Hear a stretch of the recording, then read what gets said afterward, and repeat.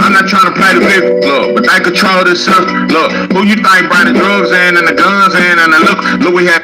Oh,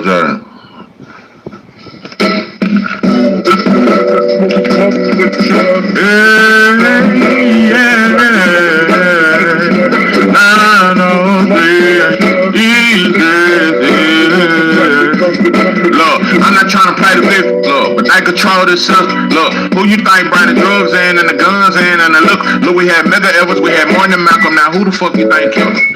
J. Edgar who would distort the Panthers, then they bumped the crack and they killed him. Look, y'all already know that I bring the smoke, no filter. The hood is full of broke dope dealers. Understand it like Inspector Gadget, man. I'm about to go get them. Don't wanna see no more killers. Don't wanna see no more deaths. Start that G with the polo bill. Got a vision like Jermaine Dupri, and if you can't hear me, then you're so deaf. Whole pockets where he sold that shelf. No monsters where he told that breath. Feeling like Sugar Ray Leonard. Hungry but you should have made dinner. Some people gotta get drunk to have courage, boy. You done got full of that liquor. We don't even fight no more. Soon as you hit him in the mouth, you gonna pull out that pistol. Shit so sweet, but it's bitter like pink juice. Know how that we do. Now we gotta swim too good with special. You can go and get a team suit, chillin' no big suit, glass out seats. Straight from the motherland. Then we got deep roots. They can't defeat you, they just wanna beat you. Shotgun and chains, boy, they used to beat you. Shit. Now we be killing each other. Lord, I be missing my brother. I tell my mother I love her. We gotta look out for each other. At times I be smothered. I suffer from so much depression. When you feel my pain, then you know it's connected. You better smoke like a hoe when she naked. I got that sauce like a bowl of spaghetti. I'm an egotistic living legend. I already did my time.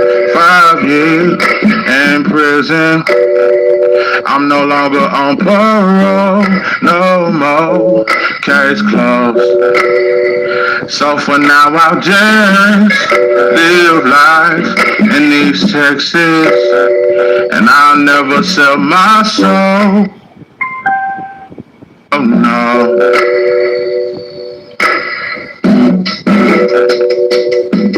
Hey, yeah. 903 easy.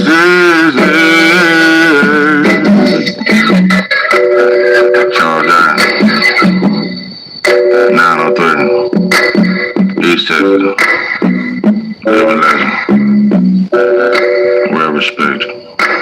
What it do, what it do. It's 903 Boxing. I'm your host, Charles J. So everybody, shout out to my audience, shout out to those that rocking with me. Yeah, we back in the kitchen. There's a whole lot of goddamn sauce in this pot, man. Let's get to the shit. Hey, yeah. 903 Easy. I just wanted to chew up in this goddamn thing. He say 903 is Fat Joe on Ice Cube level. Dope and dog food. Nah. Now I know you had to be joking when you put that out there. Nah. You must have heard that video I dropped earlier. Nah, hell nah. Fat Joe, let me see. He ain't on no ice. Hell nah. Fat Joe, yeah, he'll hey, I'm gonna tell you something. Say Fat Joe, he'll step or two ahead of Easy E. Yeah, I could put him a step. You know Easy E couldn't rap. He'll step or two ahead of Easy E. I wouldn't put Fat Joe up there with Too Short, because Too Short a better storyteller. Now, Fat Joe wasn't that good. Big Pun was the bad motherfucker, though. No, Fat Joe... Like I say, bro, I think Ja Rule was better than Fat Joe. I ain't bullshit. Fat Joe was really the weakest link. You understand me? They say the boy used to steal balls from different rappers. You know, they say he used to steal Big Pun shit. But yeah, hell no. Fat Joe can't fuck with Cube. Yeah. You might could put Fat... Let me see. I got, you know, that's a good topic. How good is Fat Joe, bro? He ain't that good to me, bro. Fat Joe, trying to compare him. Yeah, I could put him up there with a Gorilla Zoe. What's that song? I think I'm losing my mind. Yeah, he up there with Jim Jones. That's perfect. Hey, yeah, that's a good one. Jim Jones couldn't rap worth a shit. Yeah, Jim Jones was overrated like a motherfucker.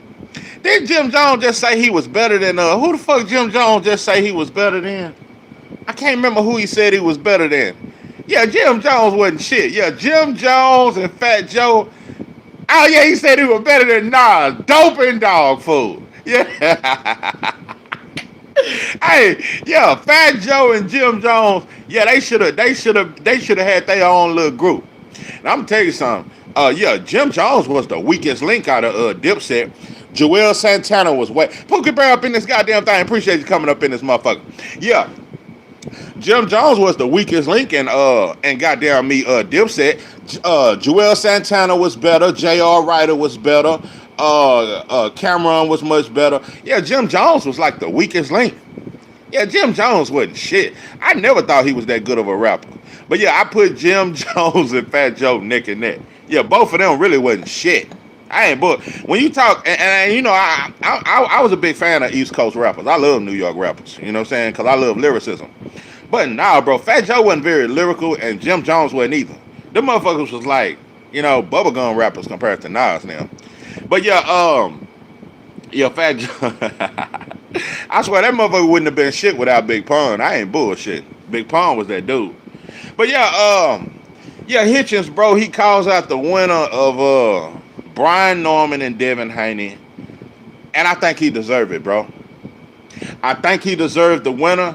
I think we should push for it because Richardson Hitchens is a champion. He does bring something to the table. We ain't gonna act like he ain't nobody. We can try to act like the boy don't sell and all that there. But now Richardson Hitchens is a champion that's moving and willing to move up. Devin Haney 10th round stoppage. Okay. Yeah, I got Devin by decision. I could see him dropping Norman. It's just hard for me to pick the stoppage though. I could see him dropping Norman. But it's hard for me to pick a stoppage though, because Devin ain't stopped nobody. I ain't bullshitting. Devin ain't stopped nobody since I'm finna tell you his name, Antonio Moran. Yeah, Devin ain't stopped nobody in about 7 years. No, Devin ain't got a stoppage in about shit. It's been a while, at least 5 years. Yeah, he ain't, and it's just that he don't go for the kill. I think he could have stopped Regis though. I think he could have stopped Regis. And I'm gonna tell you another thing. I think he could have stopped Loma if he had really stepped on the gas.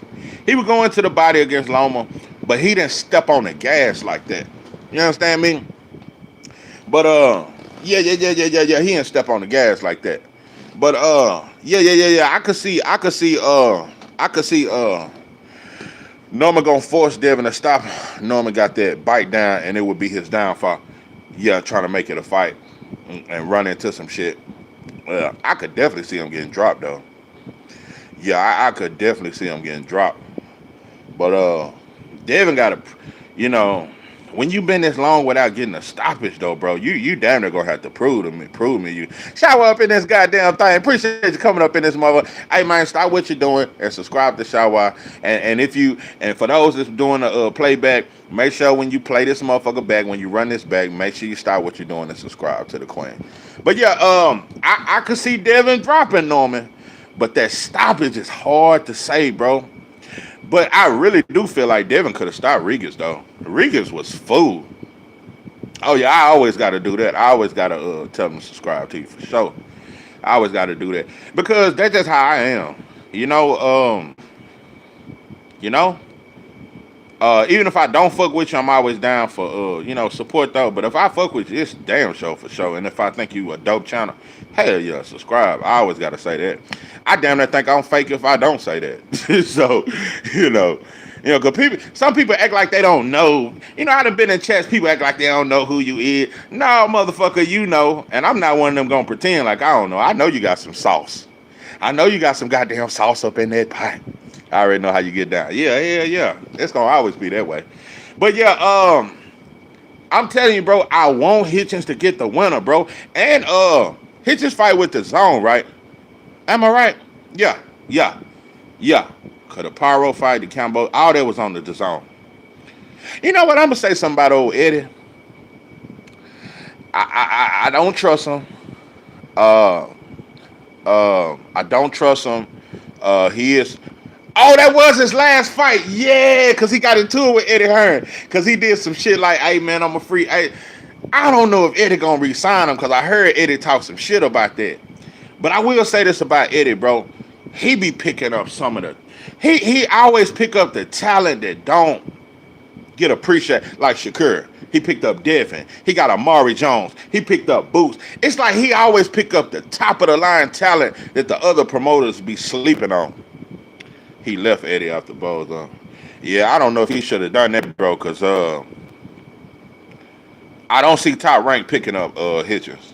I'm not gonna say they ain't gonna do it, but Top Rank, like, they, Top Rank, they on some shit, like, they like picking up prospects and building you from there. They normally don't just pick up a fighter mid in his career like that. You see how they done David Haney? They gave the boy a three fight slave deal, and Bob said after that Loma fight, he said Loma was robbed, and he said, I do not want to re-sign Devin. Like, Bob is not into picking up established fighters. If you notice that shit.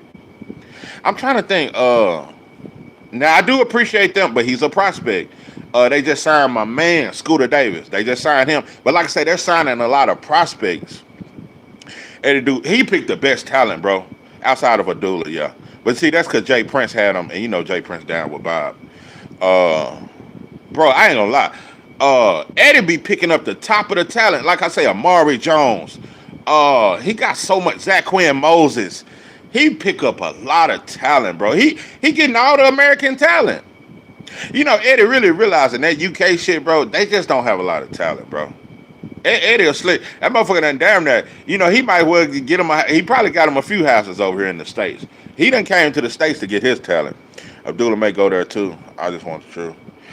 Hold on. I don't see Top Rank dropping Abdullah. I think Abdullah is the hottest. And I'm just gonna be honest. I ain't big on Top Rank, but they promote the shit out of. I ain't gonna say they promote the shit out of him, but they do a decent job promoting Abdullah. You seen that? What it's called, Appetite for Smoke episodes they did on Abdullah? Like, they do a little promotion with him.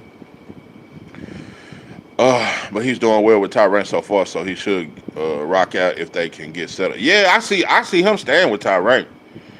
Unless he lose, because they will drop your ass. Abdullah can choose to go unless he gets this belt. Then it's 3 more years. Oh, you saying his contract running out? Yeah, because Abdullah been fighting going on 3 years. Okay. But like I say, Abdullah is signed with Jay Prince. If you notice, Jay Prince fight, and I don't like that about Jay Prince, all his fighters go to Top Rank. I don't like that. Like Jay Prince, you need to build a relationship with Eddie. What I wish you had done, you talk that boss shit. You talk that, all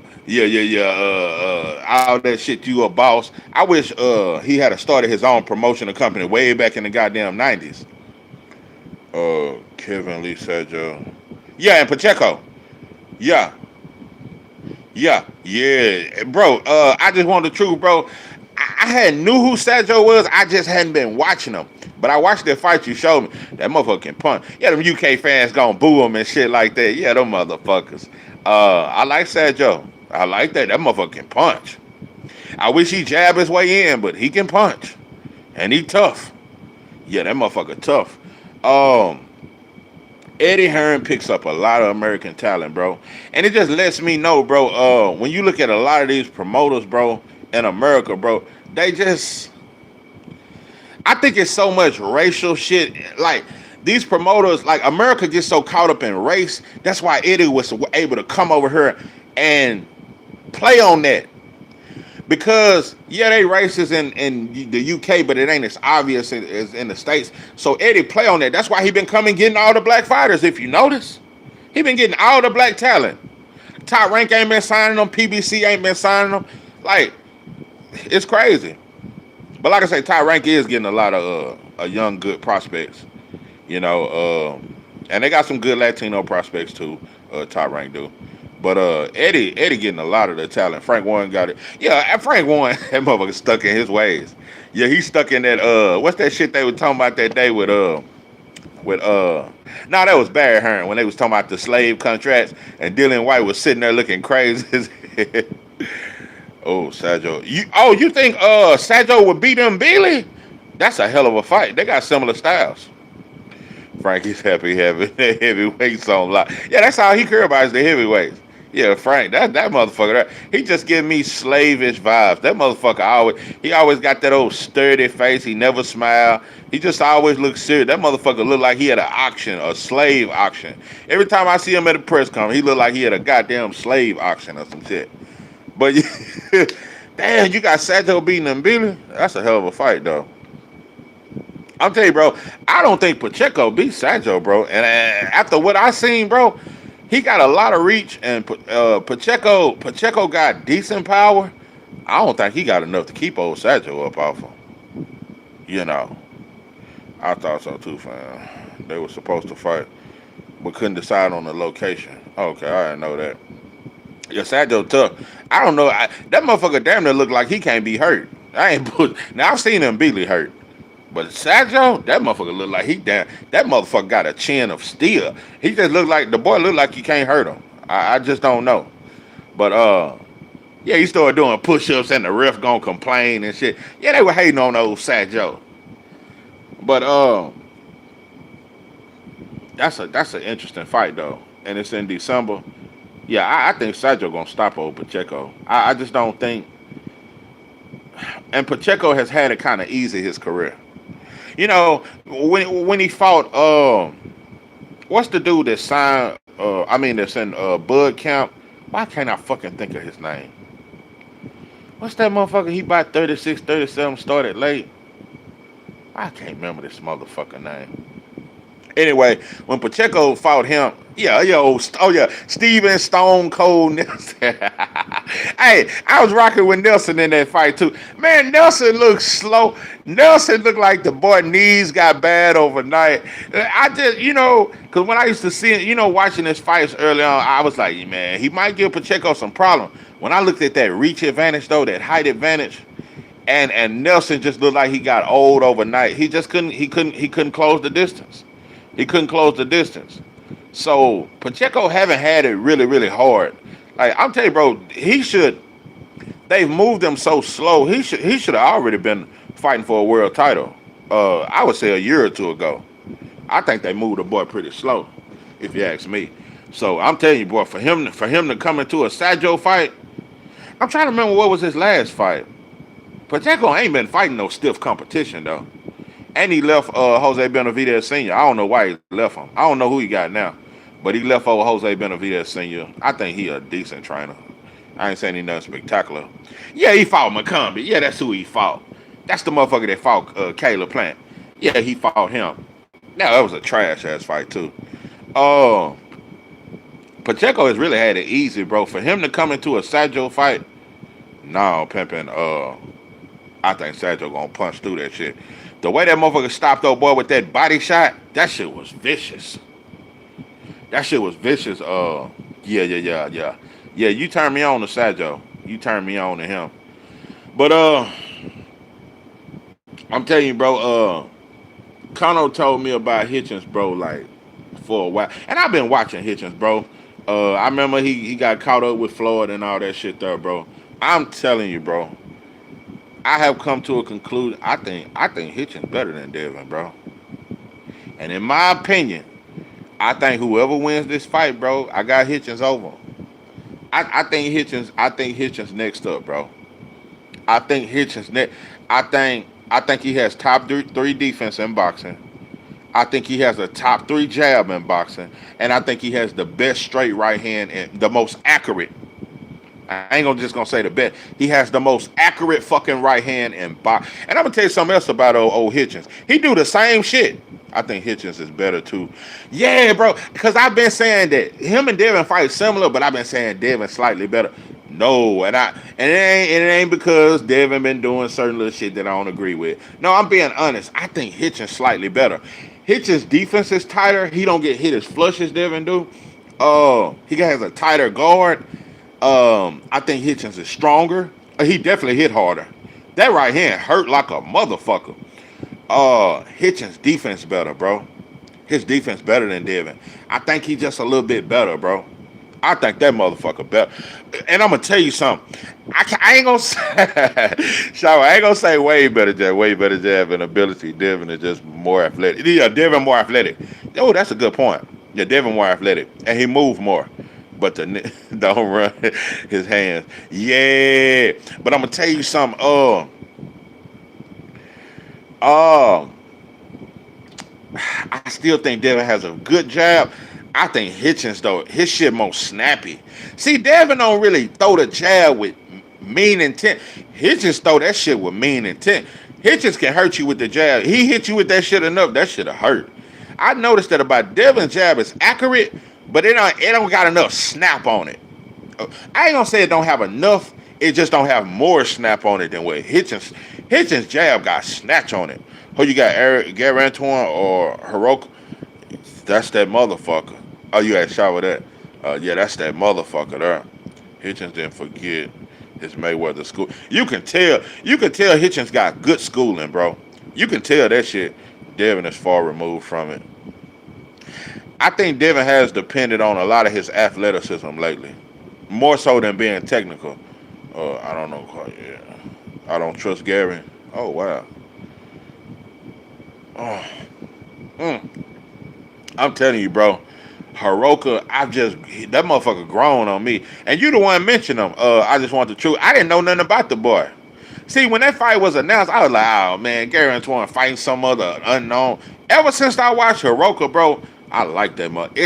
And he's super athletic. He's more athletic than Gary. And he can crack. That shit, it's 50-50. It's so hard to choose, bro.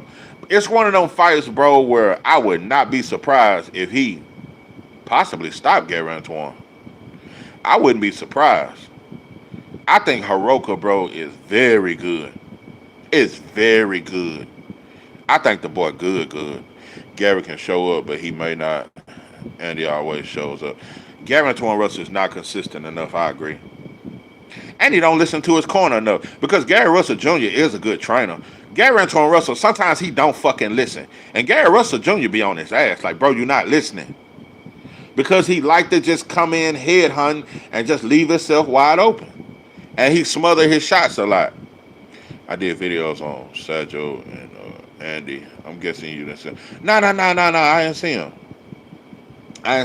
But I'm telling you, bro, Hiroka has grown on me. I'm trying to remember. The dude he fought. Oh yeah, he fought Barrosa. He fought that old Aztec warrior. Damn near knocked out Rolly. Yeah, so he done fought some competition. He ain't just had it too fucking easy. Hiroka is a problem, bro. Hiroka is a fucking problem. And one thing I know for a fact, he cracking. See, that's one thing. If you don't know nothing else about him, that motherfucker cracking. He cracking. Like that motherfucker can really, really crack. If he beat Gary Antoine Russell, bro, that shit. I'll tell you, bro, what if 140-pound division, he gonna put that whole shit on alert. If he beat Gary Antoine Russell, bro, I would want to see him versus Keyshawn. But you know, I don't know where Keyshawn is, bro. Keyshawn might retire next month. You just never know. Yeah, he legit beat Barroso. Yeah, and I do not think Rolly beat Barroso, bro. That's why I say I don't think Rolly ever deserved to be a fucking world champion. I don't believe that shit. I do not believe Rolly ever deserved to be a champion. So, and then Rolly beats Ryan, but Ryan gets a title shot. You know, they talking like that Barrios fight damn near signed. I swear to God, I hope like hell Barrios can just, because the boy damn near done. I think Barrios is like 2 fights from retirement. He just done been through a lot, bro. He done fought everybody. I hope Barrios pull that shit off. They be blackballing and yeah, because he black and Japanese. Yeah, he got, didn't you tell me I just wanted to, you said his father from Ghana? I'm telling you, bro, ever since you showed me Andy Hiroka, I like that motherfucker. I just like how he fight. I like that motherfucker. And I'm telling you right now, I don't know if Gary Antoine Russell if he taking this fight as serious as he should. I'm gonna tell you something, bro. He should take this fight because I'm gonna tell you something. That Rayo Valenzuela, and I love that performance. When Gary Antoine Russell beat Rayo, I was very impressed. But Rayo ain't got shit on Andy. It's levels, bro. Andy Hiroka is way better than Rayo to me.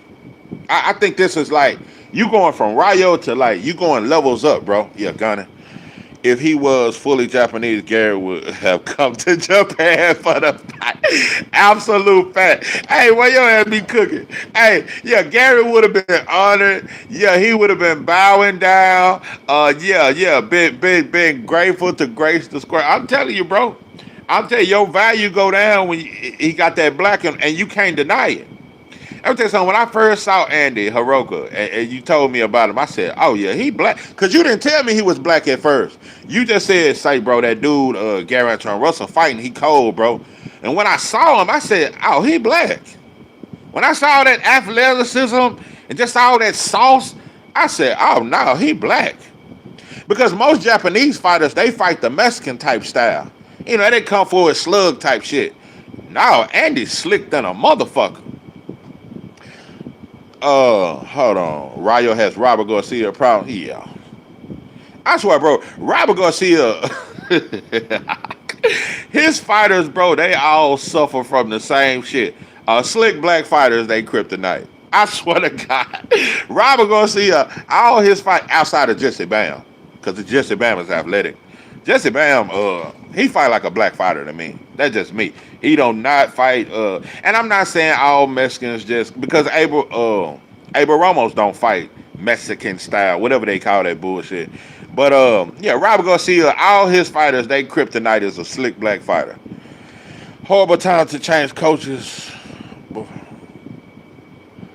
before the Antoine fight. Hold on. You saying Rayo changed? You saying Rayo left Robert Garcia before the Gary Antoine Russell fight?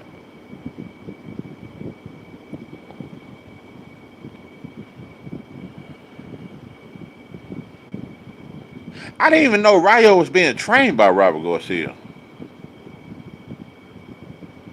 You saying he left him before the fight or after? Rayo was with Jose Benavidez. You goddamn right. Just like Pacheco was with Jose Benavidez Sr. Yeah, he left Jose Benavidez Sr. Yeah. I ain't gonna lie, bro. I think Jose Benavidez Sr., I think he an okay trainer. Oh, okay. Before the Garcia. Okay. I think Jose a okay trainer. I think he okay. Because when I look at how David Benavidez and how his brother fight, they don't fight the typical Mexican type style. David Benavidez do different type. And I'm gonna tell you another thing I noticed about David Benavidez. He's worked a lot on his upper body movement and his head movement. I noticed that shit. Oh, before the Gary fight, he left Jose and went to Robert. Yeah. Say, didn't AJ go to Robert one time? hey, remember Anthony Joshua? That motherfucker was a runaway slave, just going from trainer to trainer. He went to Derek. He went to Derek James. Didn't Anthony Joshua go to Robert Garcia? Yeah, because David is getting better and better. I can see that, bro. David Benavidez showed me some shit. I guess it's because he's young and he's still learning and he's open to learning shit. He's not stuck on fighting the same way. David Benavidez got good head movement now. Some he didn't show before. And he got good upper body movement. And he's better at countering shit. He better at countering shit. And his defense is better. David Benavidez's defense used to be trash to me. It used to be garbage. Yeah, AJ was shopping, trying ass. Yeah, stay with Robert. Yeah, didn't he do one fight with Robert, though? Oh, yeah, he had Robert in the Uskin rebound. Bro, Robert, I be trying not to shit on him, bro. Robert is just not a good trainer to me, bro. Robert is not. He's just not, bro. He you know, he do all right with what he got, but he trained one way. He trained one way. Yeah, Joshua didn't. That's when Joshua was trying to find his identity. Trying to find my way back to you, baby. Yeah, AJ was lost in his own goddamn sauce. That motherfucker didn't know if he wanted to be a boxer, a puncher, or a brawler. Joshua damn sure couldn't be a brawler. Joshua just had no chin to me. The boy chin just never could hold up. I ain't bullshitting. Boy never had a chin to me. You got to understand. Klitschko damn near knocked him out. Andy damn near knocked him out. Du Bois knocked him out. Usyk damn near knocked him out in both fights. Joshua Chin was just suspect, bro. That motherfucker had a Frank Bruno chin. I ain't bullshit. He trained one way, and his pride gets his fighters fucked up. Yeah. Yeah, that VIB go. That shit don't work, bro. That shit ain't gonna always work.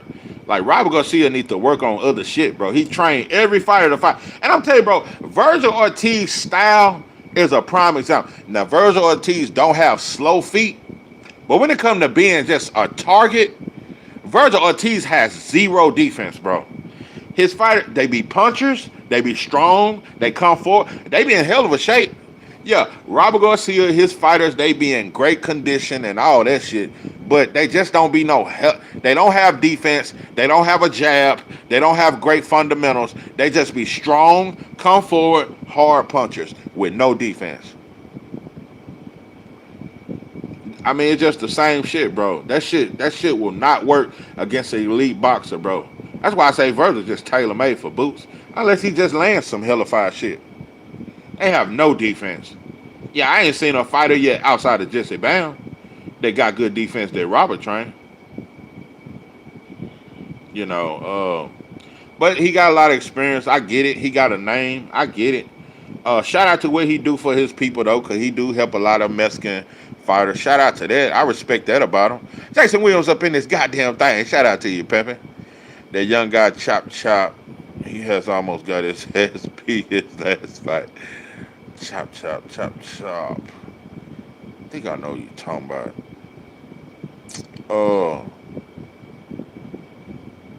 Chop.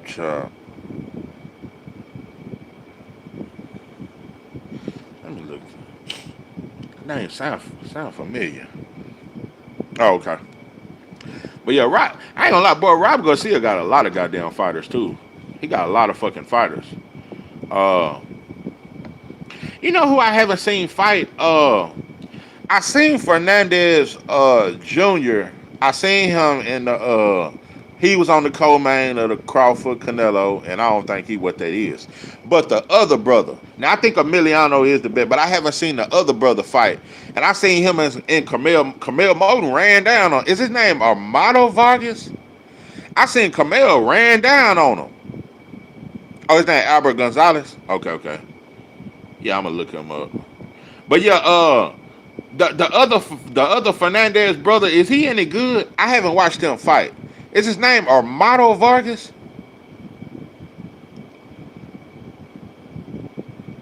Because I haven't really watched him fight, but I seen Camille run down on his ass. I ain't bullshit.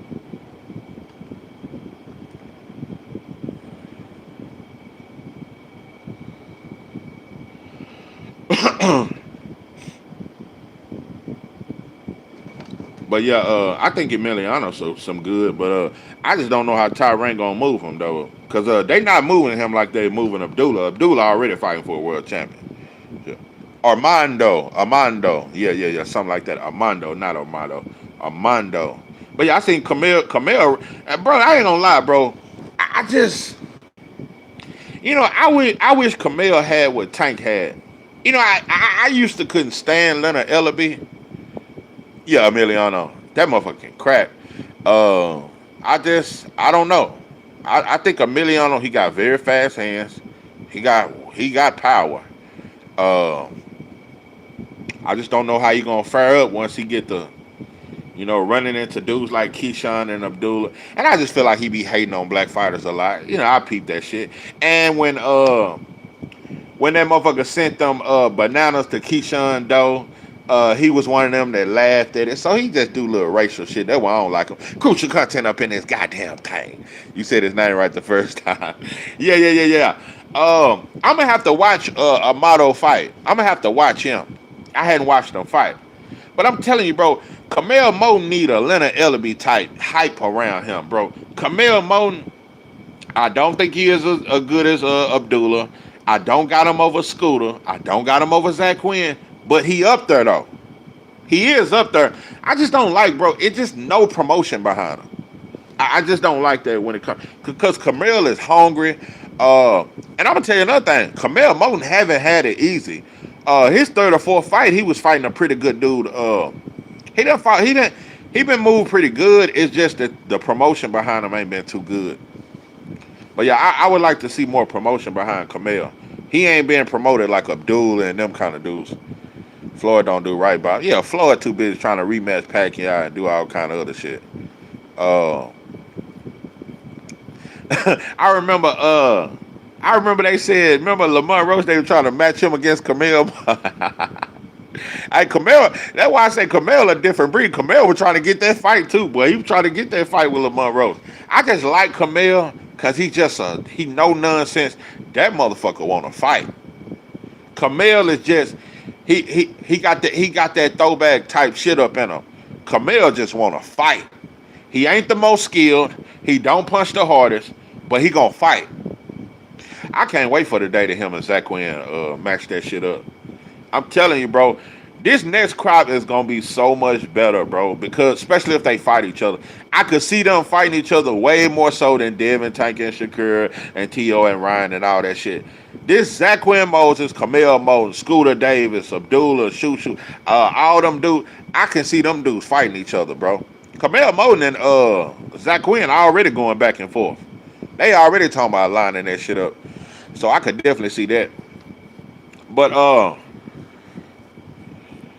yeah, not showing his fights. Yeah, I don't like. They don't. Cause I'm like, I'm trying to figure out, like, what do he even fight on? He's not fighting on PBC. I be having a hard time finding his fights because I be watching a lot of his fights and shit, just watching film on them and shit like that. It's just lack of promotion, bro. Like,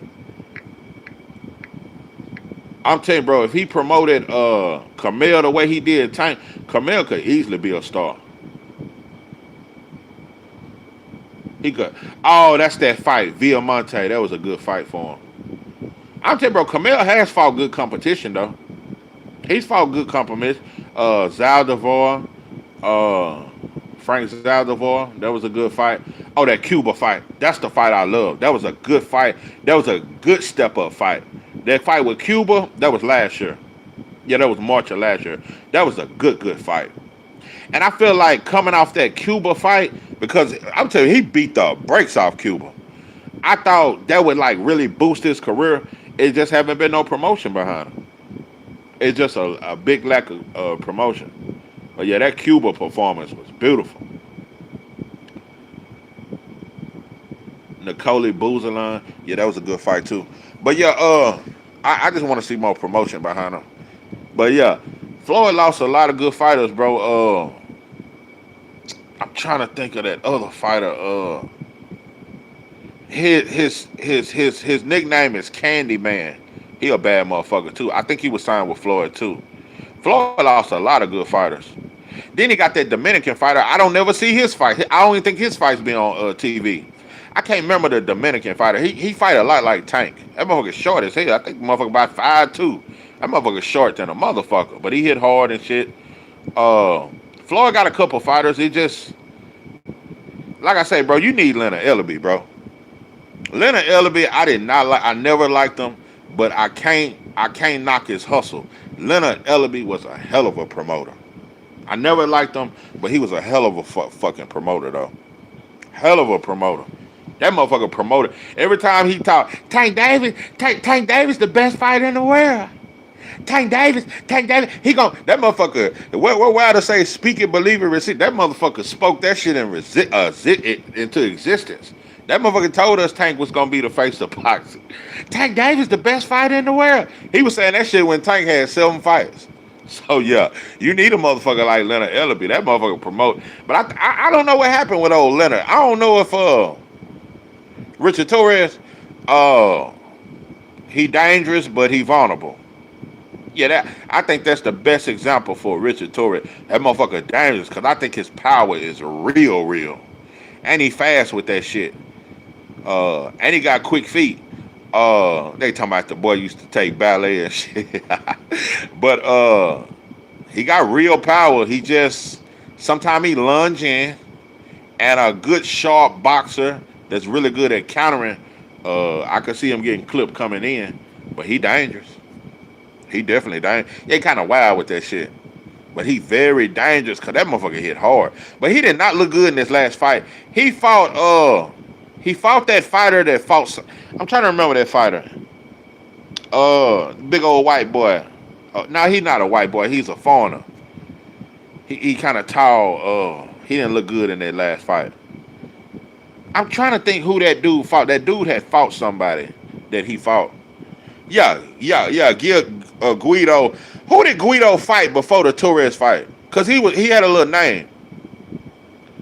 Who had Guido had fought? Because that's the one that fought Makamove. Yeah, Guido had fought Makamove, so they was measuring him by fighting Torres. Yeah, he didn't look that good against Guido.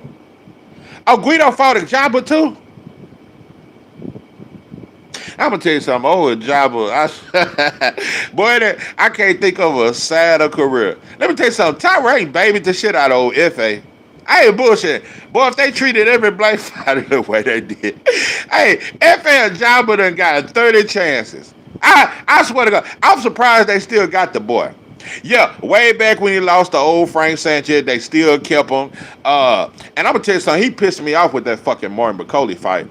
All that fucking want to box and not fight. That fight really pissed me the fuck off. A Jabby want to turn into Shakur Stevenson or some shit, want to move and box. No, bro, you were supposed to fight that big motherfucker. I love that for Rice. You talking about Johnny Rice? Yeah. Oh yeah, Johnny Rice. Yeah, Johnny Rice. I like old Johnny Rice. Yeah, that motherfucker there upset. Well, he'll upset the shit out your ass. Yeah, FA, but a job, but boy, they babied the shit out of FA. I swear to God, they did, bro. Yeah, Johnny Rice clipped Guido. Yeah, that motherfucker there, the upset king. You know, I think Johnny Rice. I think he working on I think he working somewhere in a warehouse job right now. Like I ain't seen him in a minute. But Richard Torres did not look that good against old Guido though. He did not look that good, bro. So, Charles Martin. Oh, Charles Martin and Richard Torres. Yeah, I think Torres will knock Martin ass out. Yeah, didn't FA used to have running shields?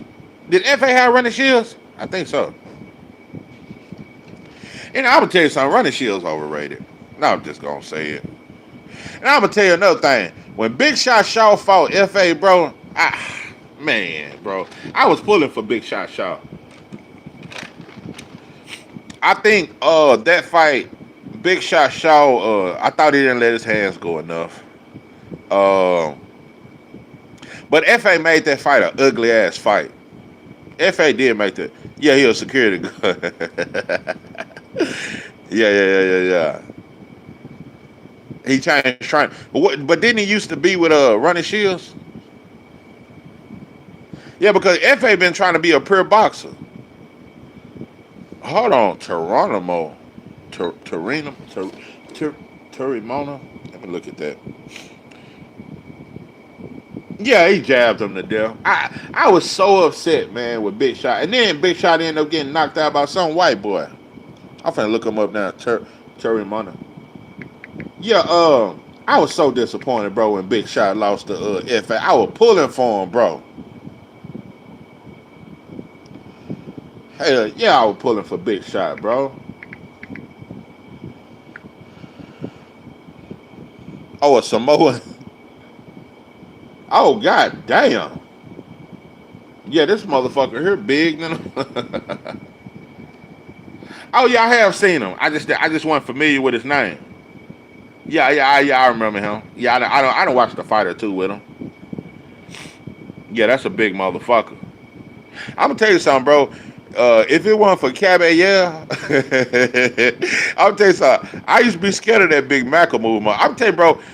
Ever since Caballero beat old Makamove, that motherfucker ain't been the same.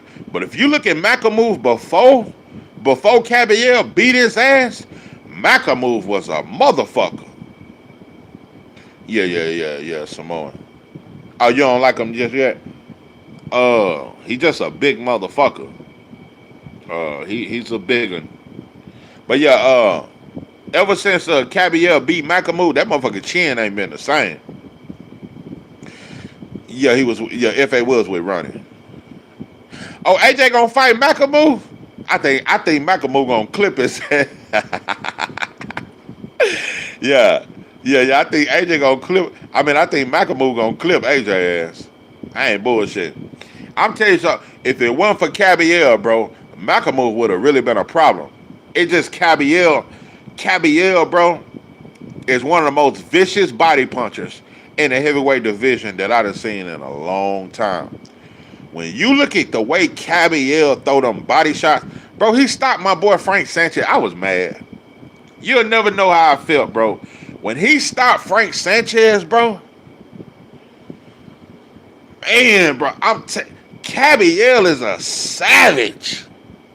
He stopped. Now, my boy Frank Sanchez did have his knee brace on in his defense. You don't know how big I was on Frank. And I'm going to tell you another thing about Frank Sanchez. When he beat FL Jabba, he should have got a shot at the world title. That was like 5 years ago. I'm telling you, bro, Frank Sanchez beat FL Jabba, and they just put his career on the shelf. Yeah. Cabiel is different, bro. I don't see nobody beating him. Outside of Moses Atama, bro. I'm telling you, I think Cabiel's style is a nightmare for Usyk. I think Cabiel's style is a nightmare. I'm telling you, bro. I'm looking at Joshua. I'm looking at Dubois, who done hurt him to the body, bro. I really think Usyk is weak to the body. Cabiel is the most vicious body puncher I've seen in a long time, bro. That shit hurt. Bro, he stopped Big Zane to the body. This motherfucker is a killer, bro. He stopped Macamoo to the body. He stopped Zane to the body. He stopped Frank Sanchez to the body. Cabiel is a savage, bro. No, pimpin'. Ain't nobody fucking with him, bro. What is he, a German? I don't know what the boy is, but nah, he ain't no German. He a Arab, a German, something. I don't know what he is, but he a motherfucker. I just ain't seen. I don't think Usyk can sustain them kind of body punches, all that footwork. And I'm gonna tell you another thing about Usyk. People act like he move a lot. I think he has decent footwork, but Usyk don't move a whole lot. You're not finna get out the way of them body shots. And another thing, all that shit how you stop Dubois with one shot, Cabiel got a granite chin. See, we know that. Cabiel got a granite chin. That motherfucker took them shots from Macamoo, took shots from Zane. Man. Whoa. I just want the truth. Hold up. Wait a minute. Am I crazy for thinking that Zane would have beaten Foreman? God damn. Hold on. Oh, shit. Boy, you got me thinking about some shit. Which Foreman, though? You got to, hold on, type that in. Which Foreman, bro? It's different Foreman. Damn, bro, you got me thinking about that shit. Nah, bro, Foreman had a granite chin, though. And Zane get too tired. Zane only got 4 rounds in him. Nah, he had terrible condition. But he did have a black trainer, though, so he was kind of, a little swift. And he ended Joe Joyce's career. And Joe Joyce did remind me a lot of Foreman. So you do got a good point. Bro, you got a hell of a mind when it comes to boxing, no cap. I bet said a lot of things on Screw Tube. 3 I stand on. AJ Cabiel beats Usyk. Oh, yeah, Scooter beats Andy Cruz right now. Yeah. And Brian Norman is like that. Yeah. And Brian Norman just got to put it together. I really believe that, bro. I've been following Norman for the last 5-6 years. I knew it when I first saw him, bro. I said, Norman, different, bro. He just got to put it together. He got to put it together. That's all. But Norman got it, bro.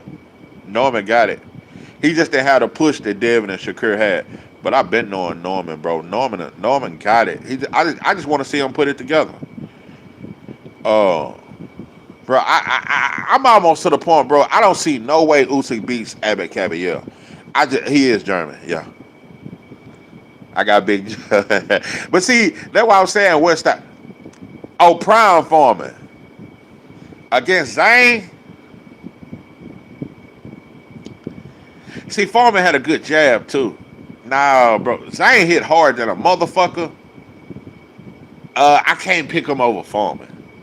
Nah. See, especially a young Foreman. It took somebody like a Ali to beat him, bro.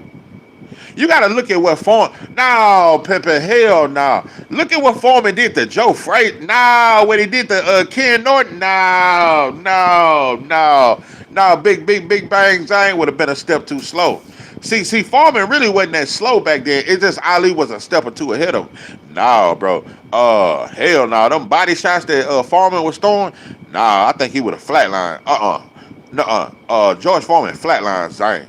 Yeah, he flatlined. But the version of Foreman in the 90s versus a Zane, that's a fight. I just want the truth. I get your point. That's a hell of a goddamn stylistic matchup because Zane got vicious power. Foreman in the 90s versus Zane, that's a hell of a fight. Ron Lyle was able to drop Foreman. He was 6'3", 219. That's a good point. But you got to understand, he dropped him, but it's only one fighter to ever stop George Foreman. That says a lot, bro. See, knockdowns, that's cool. You know, Ali was knocked down a few times, but nobody ever stopped him. See, people got to remember that shit. Fighters get dropped. Ali was never stopped. George Foreman was only stopped by Ali. That says something. And I'm going to tell you something. I used to look at that knockdown, and I used to be like, nah, Foreman was just tired. Dope and dog food. Look at that two-punch combination that Ali hit Foreman with. That shit had mayonnaise, mustard, ketchup. That shit had that Sweet Baby Ray's barbecue. Hey, that shit had that Sweet Baby Ray's brown sugar barbecue. What you motherfucker know about that Sweet Baby Ray with the goddamn brown sugar on that motherfucker? With that goddamn meat mustard on the side. Yeah, hell nah. Ali hit Foreman with some shit. He broke him down, but the shit he dropped Foreman with, that shit was vicious, and it landed right on the chin. Yeah. Foreman's jab would have offset Zane because Zane didn't have a jab. I'm riding with Foreman all day over silly Zane. Hey, but I just want the truth. You made a very good point because Zane got vicious power, bro. Zane got vicious power. He had the power to hurt Foreman, and Foreman had a granite chin. You still taking the 90s Foreman? Yeah, I picked both versions over Zane, but the 90s version, he would have struggled against Big Bang Zane. The 90s Foreman, he would have struggled. But the young Foreman, I'm talking about the Foreman before he lost to Ali, that motherfucker was damn near invincible, bro. See, motherfuckers think Sonny Liston was some shit. Yeah, he was, bro. But the Foreman before Ali beat him, that motherfucker looked like couldn't nobody beat him. You look at the way he these dudes, he was destroying dudes, bro. And I think Ali took a lot out of him, bro. Old Foreman was smart and patient. Yeah, I put both Foremans over Zane. Yeah. McClellan combination on Julian Jackson in the first fight was vicious. Yeah, I love that fight.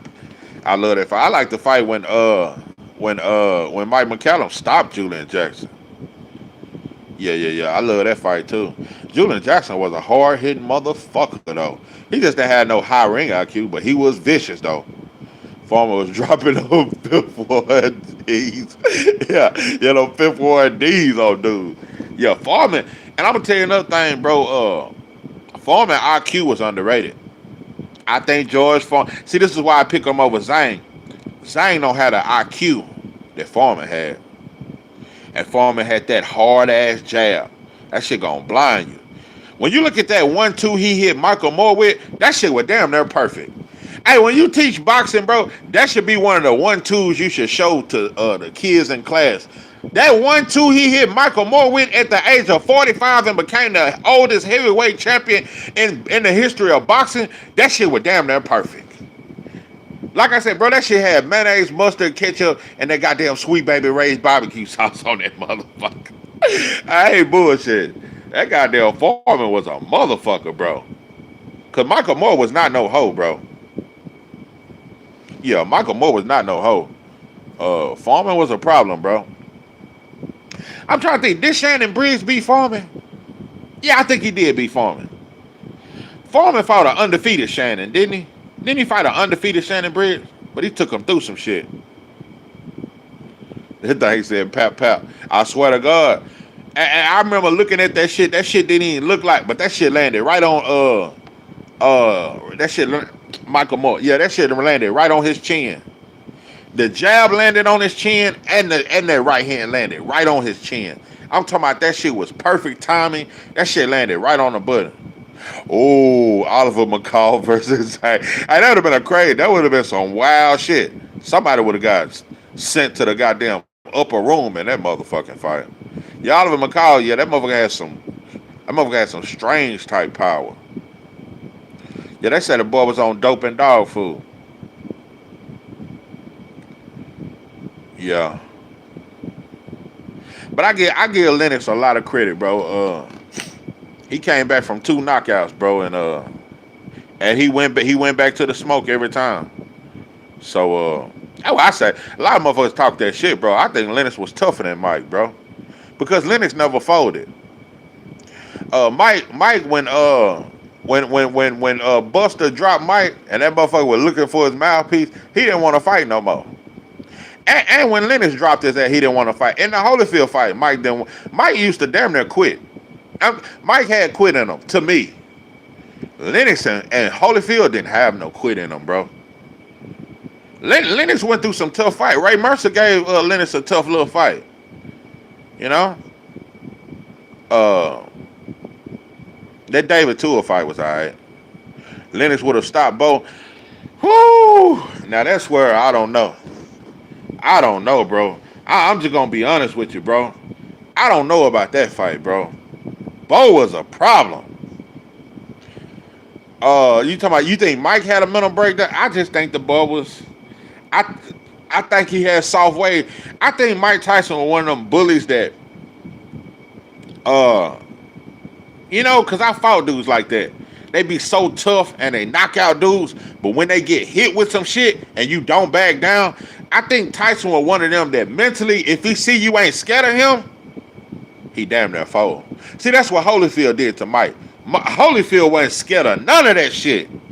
A lot of them dudes were scared of Mike, bro, and I think that played on his psyche. Bo was too undisciplined. I get what you're saying, like you never. My husband would say you're blasting for thinking Lennox would do anything to Bo. Bro, I ain't gonna lie, bro. In shape Bo, he wasn't consistent though. In shape Bo, in his prime, in shape, mind right, everything against Lennox. Lennox would have went through hell. Lennox Lewis would have went through hell, bro. He was undisciplined. Hell yeah, he was undisciplined. But if he got all his shit together, Lennox would have went through hell in that fight, bro. You know, Lennox did a lot of clinching, but it was smart. It was smart. And he didn't clinch as much as them goddamn Klitschko's, but Lennox used to clinch a lot. But that shit wouldn't have. I don't know if that shit would have worked on Bo. Bo was strong than a motherfucker. I'm telling you, bro, them the fights that make me just say, Holyfield fighting Riddick Bowe 3 times and fighting George Foreman. Holyfield, bro, you gotta say. That's why I got him top 5 heavyweight. Yeah, I got Holyfield as a top 5. And he was one of the toughest, bro. Was Samuel Peter good? That motherfucker was dangerous. And I love them fights with James Toney. James Toney had a granite chin. Say, I love them fights. They fought twice, I think. Yeah, I love them fights, though. James Toney had a fucking chin. Samuel Peter, that shit look like, bro, when you look at them shots he was landing on the top of James Toney's head, that motherfucker had a head made of metal. That motherfucker had one of them, what's that shit? What's that motherfucker, God damn it. Hellboy. Yeah, that motherfucker had a Hellboy type head. Samuel Peter was laying that shit right on the top of James Toney shit. And you know he bald head. That motherfucker was eating that shit. Yeah, James Toney had a granite fucking chin.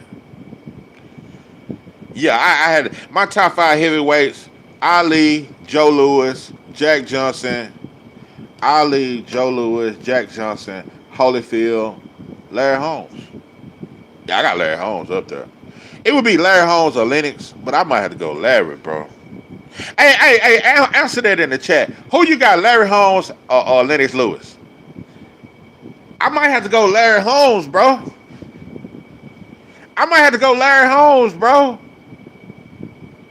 Yeah, type that shit. Larry Holmes or Lennox Lewis. I think Larry Holmes, bro. Yeah, I had to go home. And I think Holmes was one of the most underrated, bro. Holmes was bad. Yeah, I might have. I gotta put. Okay, Ali, Joe Louis, Jack Johnson, Holyfield, Larry Holmes. Yeah, my top five. Yeah, they had similar style, but Larry Holmes was lighter on his feet, and I think Larry Holmes had a better jab, and he was better at moving. Lennox Lewis didn't do no lot of moving. You know, he was heavy on his feet a little bit. You know, Larry Holmes was way lighter on his feet. I'm rolling with Larry's 6 times out of 10. Yeah, you know, Lewis love the rematches. Yeah, that's a close one though. I ain't gonna lie, that's close. That's close. I just think Larry one of the ones, bro. Larry, that motherfucker used to triple up on the jab. You know what? I might have to give Larry Holmes the best jab of all time. Yeah, I got Larry Holmes as the best jab of all time. Yeah, I got to get that to Larry. Lennox had a great jab. That shit was a little slower. Larry shit was snappy. Larry was and he was light on his feet. Yeah, bro. Yeah, that Larry shit. That's why I say, yeah, Mike knocked out an old Larry. Mike Tyson does not beat a prime Larry Holmes, bro. Man, Larry gonna jab the shit out his Hey, Larry gonna jab and hold the shit out that strong motherfucker. Nah, he'd have never beat a prime Larry. Yeah, Larry one of the ones, bro. Oh boy, yeah, I like that Larry, that Ken Norton. I like that fight. Uh, yeah, Larry one of the ones, bro. I would tell you another thing. A prime Larry versus a prime Ali, that would have been a hell of a fight. That would have been a hell of a fight. A prime Larry Holmes versus a prime Ali. Oh, a Larry Holmes versus Joe Louis. Oh, that would have been a Larry Holmes versus Jersey Joe Walcott. Man, that would have been a fight. That would have been a fight. See, Larry, bro, people forget how tough that motherfucker was. Oh, bro, Ken Norton had a style so weird to me, but that shit was so effective. Ken Norton, bro. That's why I say when I seen Foreman do that shit to Ken Norton, because a lot of people think Ken Norton beat Ali 3 times. Yeah, a lot of people think that shit. Bro, Ali had hell with Ken Norton. And Ali was older, but Ken Norton, bro, was a problem. Ken Norton, he just had an awkward ass style. That motherfucker had a weird guard too. But that motherfucker made that shit work though. He made that shit work. Yeah, Ken Norton was a motherfucker. Ken Norton can fight in any era, bro. I tell you, bro, Ken Norton will beat the shit out of all these fucking heavyweights. Yeah, Usyk ain't better than no fucking Ken Norton. Nope. I don't think none of these heavyweights today could fuck with a Ken Norton, bro. Ken Norton, no, hell no. And he was tough. Ken Norton just had an awkward style, bro. No, bro. And he could box. That's another thing. Ken Norton could fight different kind of style. He could come get you. He could box. He had decent defense. I like how he used to shell up. Yeah, Ken Norton was a motherfucker with them little bit ass shorts. Yeah, Ken Norton could fight like a motherfucker. I ain't bullshit. I'm telling you, bro, none of these heavyweights could fuck with a Joe Frazier. None of these motherfuckers could fuck with a goddamn Joe Frazier, bro. It just styles make fights, bro. Styles make fights, though. Styles make fights. But yeah, I gotta put Foreman in top 10 though. Not top 5, but top 10. Yeah, I got Foreman up there. I'm trying to think.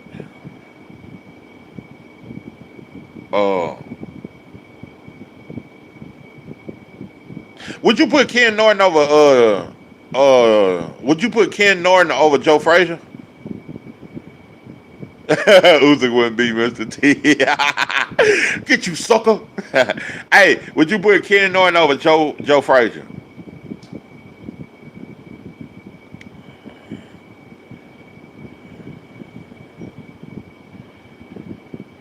Ken Norton, Joe Frazier.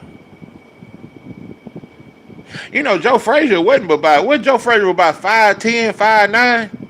Joe Frazier wasn't that big. Joe Frazier was about 215, 5'9", but that motherfucker had a left hook from hell. I'm telling you, bro, there is no left hook that's more unpredictable than Joe Frazier. That shit, that timing on that shit, you just never knew when that shit was coming, bro. Oh, he was 5'11"? Yeah, I knew he wasn't tall. I knew he wasn't 6 feet. But yeah, they both had the cross. Yeah, that's what you call it. Shower, you know your shit. Yeah, he had a crossbody guard. That's what you call. I couldn't come up with how he used to hold his guard. Ken Norton had that crossbody guard. Yeah, he used to jab Sour. That shit was dope, though. Yeah, he had the crossbody guard. That's what you call that shit. Yeah, Ken Norton was different, bro. Yeah. And Joe Frazier used to dip. And I'm telling you, bro, it's like every dip, you just anticipating that left hook. And when he come, it's like he used to leap with that shit. That motherfucker used to extend his legs because he wasn't that tall. Oh, yeah. That first Ali and Frazier fight, bro, Ali looked like he was in a ring with a fucking grizzly bear. When that motherfucker dropped Ali with that left hook, that motherfucker got up like I swear, he hit that motherfucker with a left hook from hell. Yeah, his arm was short. That's why he used to have to leap with that motherfucker. Oh yeah, Dwight Muhammad quality was underrated. Absolutely. Say, what you think about a prime David Tua versus a Mike Tyson? A prime David Tua. Yeah, David Tua did have stamina issues, but I'm saying a prime David Tua versus Mike Tyson. That motherfucker David Tua had a mean left hook. That motherfucker had a mean left hook, bro. Yeah, that motherfucker had a mean left hook. Yeah, David Tua versus Mike Tyson. That shit is a war. That shit is a fucking war. That fight don't last 3 rounds. Yeah, I probably would go Mike because he was just more fast. He had better speed and a little more athleticism. Yeah, he was. It would have been great while it lasted. Yeah, Mike would have outworked him. Yeah, but I'm telling you though, he could have hurt Mike too though. Yeah, if he get that shit in on time. Hey, I always thought that was a good matchup though. Yeah, David Tua. I'm telling you, bro. Hold on, I gotta give you. You gotta give me this one though. In the '90s, George Foreman versus Mike Tyson. George Foreman, I heard George Foreman say, he said something like he was scared of Mike Tyson. I didn't like how he said that shit, bro. Bro, you fought Holyfield in the 90s. You fought Shannon Briggs. He talking about he didn't want no parts of Mike Tyson. I didn't like when Foreman said that shit. I'll tell you, bro, I would have loved to see Foreman versus Mike Tyson. I hate we couldn't get to see what would become of Ike Kabuchi. Yeah. That motherfucker there was a tough motherfucker. Yeah, I like that fight with him and David Tua. In the 90s, I'm rolling with Foreman. Okay. But yeah, a lot of people say, a lot of people only like Mike Tyson 86 through 89 or some shit. What is it, 87 through 90? Something like that. Yeah. Yeah, I think I would have rolled with Foreman. I think Foreman would have stopped Mike Tyson. Yeah, I think Foreman would have stopped him. I think people just don't realize. Foreman had an unreal type chin. I'm telling you, bro, Foreman's chin was so fucking different. I'm going to tell you another thing. I don't know if Lennox Lewis would have survived against Foreman. I'm just going to be honest. Lennox's chin wasn't just sturdy. His chin, like, it took a Holyfield to be able to take that shit. I don't know if Lennox Lewis could have been able to take the power of Foreman, bro. Super sturdy. I'm being real, bro. I think Foreman would have knocked out Tyson, and I don't know if Lennox would have been able to outbox Foreman, bro. I do not know if Lennox... Look, I was supposed to talk about Hitchens. Hey, I never made it around to Hitchens. Hey, but I ain't bullshit. Bro, what do you think about Foreman versus Lennox Lewis? I ain't bullshit. I don't know if Lennox could have kept Foreman off him, bro. Foreman just had that old man strength. And by the way, Foreman is from my hometown, Marshall, Texas. He's not from Houston. He grew up in Houston. And he got a ranch out there in Marshall. So yeah, I just thought I'd throw that out there. He is from my hometown. So yeah. Yeah, that's our claim to fame in Marshall. Yeah, Foreman is from there. But I don't know if Lennox would have beat Foreman. I'm telling you, bro, I don't know. I don't know. Do y'all think Lennox would have beat Foreman? Well, Shannon Briggs did beat Foreman, so I could see Lennox doing it. Shannon struggled, though. Shannon Briggs struggled, though. And Shannon Briggs was undefeated when he fought Foreman. So, I don't know. Shannon Briggs' chin was probably a little more sturdy than Lennox. I'm not saying Lennox Lewis was chinny. I just don't know. Oh, he said Lennox's ass. I thought Lennox was great. I'm going to be honest, I don't think Lennox, his chin wasn't nowhere near on the level of Holyfield.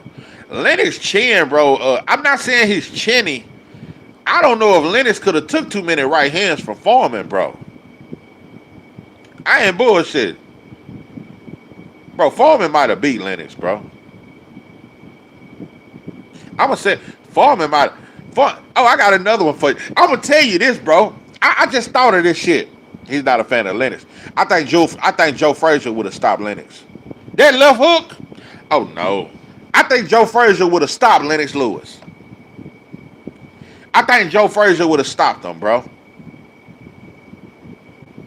He performed that. He did, bro. Jason Williams, you really know boxing, bro.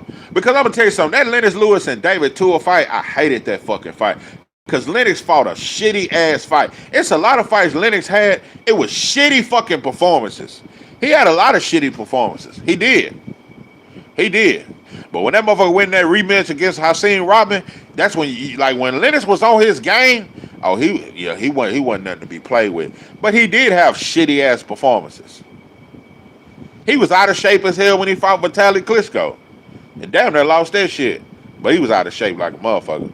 But Lennox was definitely struggled with being focused.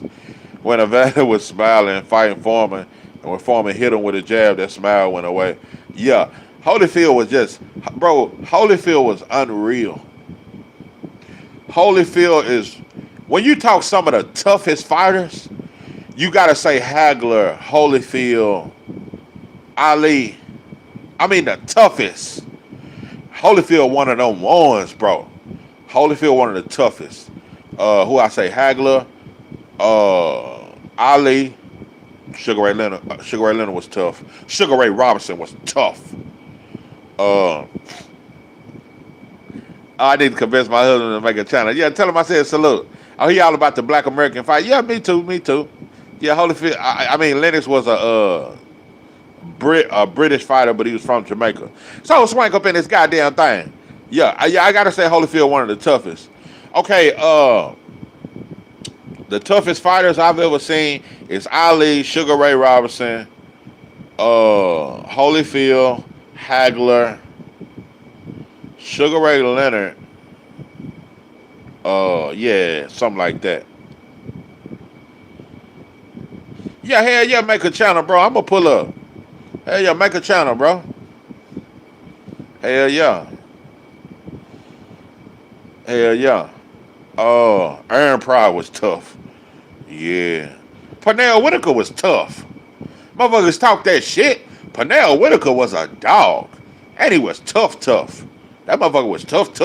Tough on top of tough. Yeah, motherfucker couldn't hold Pernell. Motherfucker talk that shit. He was a great defensive fighter. He was a dog too, though. Yeah, motherfucker got him tough. Oh, Mike McCallum was tough. But I'm biased when it comes to Mike McCallum. But he was tough, though. I could just bring him on my... but we be bumping heads. Already. But that's dope. See, my wife, she ain't as big of a boxing fan as me. You know. But she fuck around every now and then. You know. But she definitely not a... like historian, like... You know, like that, like follow boxing years and years. Now, she know a little bit, but she don't, you know, we don't really talk boxing like that. Yeah, my wife, she don't really know boxing like that. She know a little bit, though. But yeah, she don't know boxing. I'm telling you, bro, I'm the only boxing fan in my whole family. I got one cousin that kind of watch boxing, but he really watch that MMA shit. I don't really fuck around. I'm the only boxing fan in my entire family, on my mama's side and my daddy. I am the only boxing fan. So I be feeling like an outsider. And I became a boxing fan because I grew up fighting a lot, when I was game banging and shit. So I fought a lot. I come from the last era where we used to fight. Every day after school, it's going to be a fight. That type of shit. We fighting. What you motherfuckers know about throw up tackle? Yeah, we fighting outside playing throw up tackle and shit. John Jones would have cooked. Yeah, absolutely. Now, when it comes to MMA, I don't watch it, but I love John Jones. Yeah, I love John Jones. Yeah, I love John Jones. Yeah, he would have cooked Tom. Yeah, he would have cooked the old Tom. Tom down there got his ass whooped by that, what's that motherfucker he just fought? Where he got he talking about the boy poked his eye. John Jones finna fight Alex Pereira. I don't know about Father Time, Jason Williams, bro. John Jones is just different. That motherfucker that motherfucker is just different. He's one of the best fighters I've ever seen. I don't even like MMA, bro, because I don't like motherfuckers sweaty hugging on me. And motherfuckers nuts down there in your face and shit. We doing all this wrestling and shit. I don't really like MMA, bro. I like throwing hands. But I like John Jones. He made me like watch MMA. But I'm not a big fan of MMA. I learned from him. I got the book from him. He got me on damn Foreman versus Loud. Oh, you just made me think of what's that motherfucker name? Oh, Ali versus Ernest Shavers. That goddamn Ernest Shavers could crack.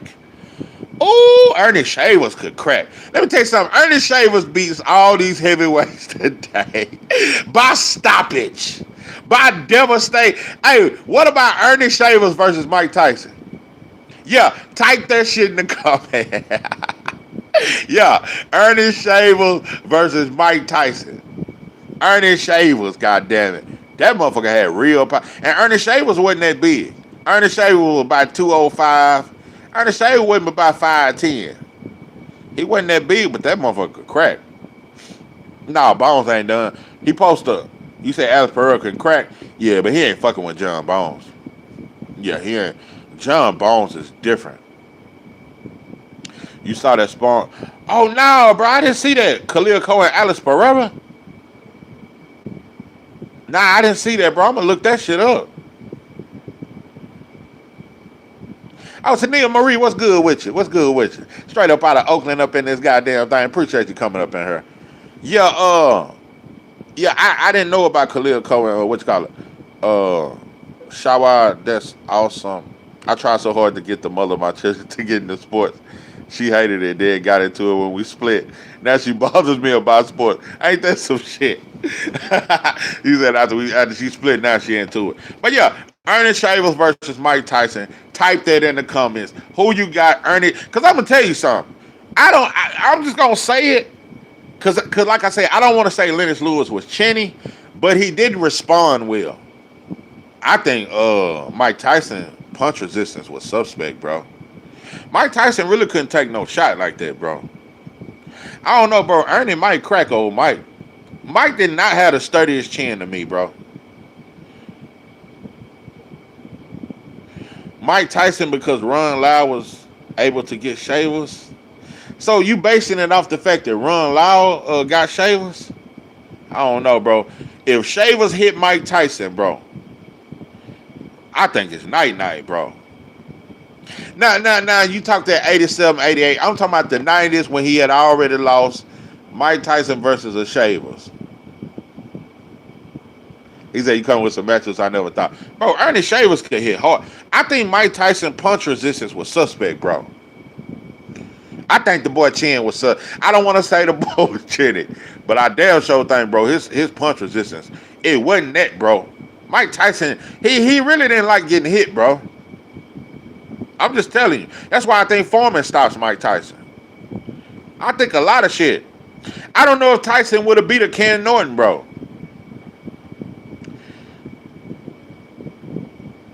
You think Mike would have got Shavers show up?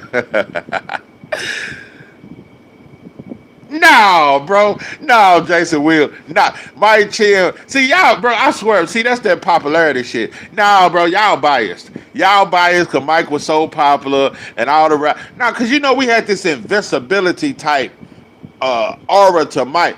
It wasn't until, but he went, once he started getting hit, bro, he didn't respond well, bro. Mike Chen was solid when he was young. I think stamina, hold on. I think stamina and will impacted his ability to stay in fights. I think he has stamina issues. It's your partner up in this goddamn thing. What's good with you, man? Volume would get him out of there first, I think. You know what? Okay, you know what? Looking back on that shit, y'all might be right. Mike Tyson probably would have got old Shavers. Shavers was a little slow, and Shavers had stamina issues like a motherfucker. Yeah, Shavers didn't have about 5-6 rounds in him. That was it. Yeah, Mike probably would have got old shot. But I'm telling you, if Shavers had landed that shit, I don't think Mike could take his power, bro. I'm telling you what I know. I do not think Shavers, Mike Tyson could take Ernie Shavers' power, bro. Mike is going out like Roy versus the Russian. Hey, that Russian beat the brain. Boy, Roy went out sad, bro. Yeah, it was a sad day in Black America. Bullshit. Hey, it was a sad day in Black America when that Russian knocked out old Roy. And now he out there training Russian fighters and shit. Bro, look at what it took him to get out of there with Buster Douglas. And he was out of shape and unfocused. Bro, Buster Douglas ain't got shit on the power of Shavers, bro. I think we forgot how hard Shavers hit, bro. He was slow. And Mike Tyson had the speed advantage, head movement, all that. All I'm saying is if the shit was so happen to land. Yeah, if the shit would just so happen to land, I don't know if Mike Tyson would have been able to take that shit, bro. Shay was teed off on Ali, thought, Lord. Yeah, bro. And you know Ali had a chin of all chins. And that motherfucker said when Shay was hit him, bro, shit, that motherfucker saw the Lord. Holyfield went outside too. Especially when he came back and he was 58. And I think he fought a Mexican and the boy beat on him. Yeah, that shit was sad, bro. Yeah, that shit was sad. That shit was sad. Trying to think. Hey, what about Riddick Bowe versus Mike Tyson? I think that's another fight I would have loved to see. We talk about that Lennox Lewis Riddick Bowe. What about Mike Tyson Riddick Bowe? I don't know, bro. Riddick Bowe that motherfucker had sledgehammers in his hands, bro. I'm telling you, bro, it's a lot of fights I would have loved to see Riddick Bowe in, bro. He just, like I say, he was just unfocused. But I'm saying a focused Riddick Bowe versus a prime Mike Tyson. That shit 50-50 like a motherfucker. That shit, they're 50-50 like a motherfucker. I ain't bullshit.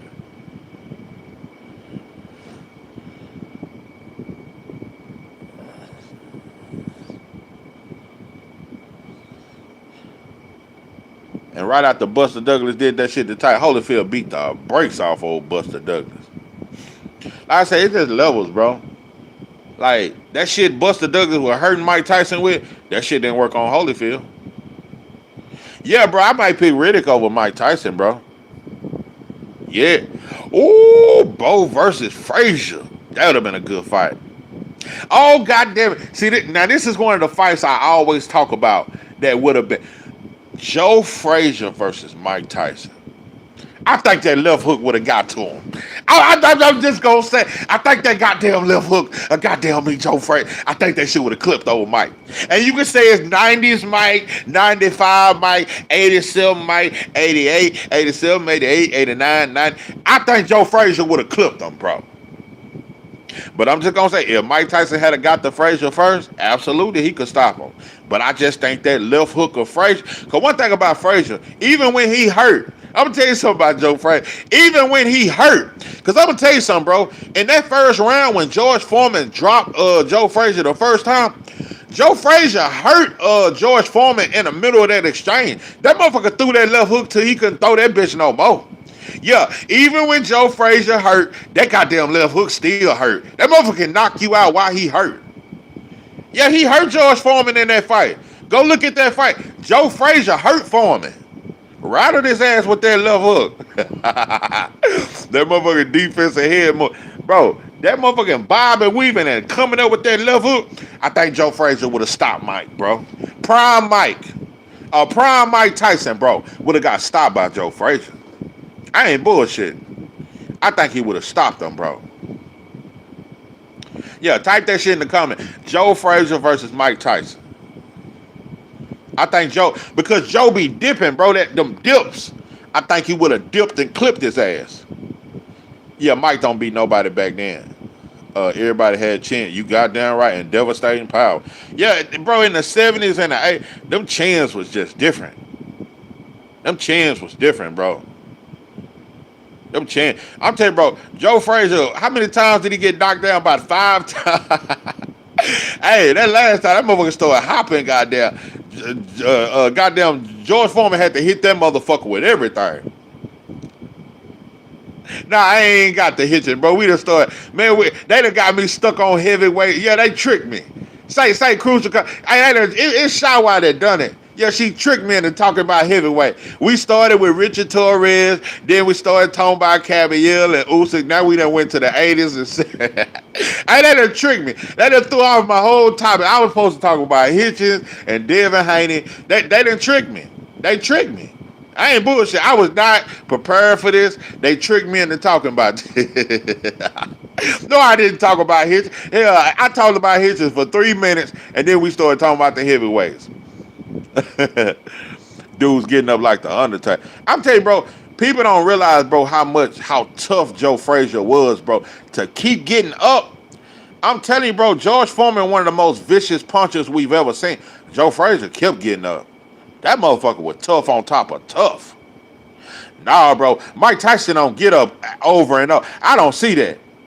Man, prime George Foreman would have destroyed Mike Tyson. Destroyed him. And I think Joe Frazier would have destroyed Mike Tyson. He would have destroyed him, bro, with that left hook. Joe Frazier got the best left hook of all. But, nah, Joe Louis had a mean left hook. Sugar Ray Robinson had a mean left hook. I don't know, bro. But Joe Frazier, it was so hard to time, the timing of that shit. I think Joe Frazier probably had the best timing with that motherfucking left hook. That shit was fit. And he was good at throwing shots to the body. Joe Frazier went to the body real good. But that left hook, that shit there, bro. Ain't too many people can stand up to them left hooks. Shit, you see what that shit did to Ali. I didn't even do that shit. He's telling stories, though. Now you got me stuck on heavyweight. Yeah, I don't even want to talk about Hitchens and Haney and Norman no more. Y'all got me stuck on the heavyweights and shit. Yeah, heavyweights didn't mean fat and out of shape, and they wasn't super tall. Yeah, the tallest a heavyweight was about 6'2", 6'3". Heavyweights was not tall. That's why these motherfuckers 6'9" and 6'6" and 6 this. Hell nah. Yeah, motherfuckers was 6'1", 6'2". I think Ali was 6'1", 6'2". Yeah, they wasn't tall like that. I came in, you was on it. I could only wish boxing would go back to those times. Man, them dudes were tough. Don't make me scroll up. I think it was I just want the. Yeah, it was I just want the truth. Yeah, my bad, Shop. I didn't blame you. Nah, it was I just want the truth. Yeah, he tricked me. I would like to see Bo Holmes. Woo! I got Larry Holmes in that fight, but that'd have been a bad motherfucker. Riddick Bowe versus Holmes. Yeah. See, I got Larry Holmes top 5 heavyweight of all time. And one of the most underrated. I got Larry Holmes top 5. Yeah, I think Larry Holmes, the movement, it would have fucked with Bo. The movement. Yeah, that movement would have fucked with him. He was light on his feet. Because you got to understand, look at Holyfield in the second fight with Riddick Bowe. When Holyfield chose to box, Riddick Bowe really couldn't fuck with him. And the first and third fight, Holyfield got trapped into a wall. He let his heart override his skills. When Holyfield chose to box, Riddick Bowe couldn't really fuck with him. He always take a very wild. I got Holmes. Yeah, I got Holmes. Yeah, yeah, yeah, yeah, yeah. Yeah, yeah. When Holyfield chose the box, Riddick Bowe couldn't fuck with him. I'll tell you that. That's what made Holyfield just different. To go toe to toe with Riddick Bowe, that shit was crazy, bro. But there is an obsession with fat basketball player heavyweights. Yeah, and we could get them back to 6'3", 210. Yeah, bro. We have, and you got Big Bang Zang 6'6", 290. Man, that shit is crazy, bro. That motherfucker. No, actually, yeah, Big Bang, he's 6'6", 290, bro.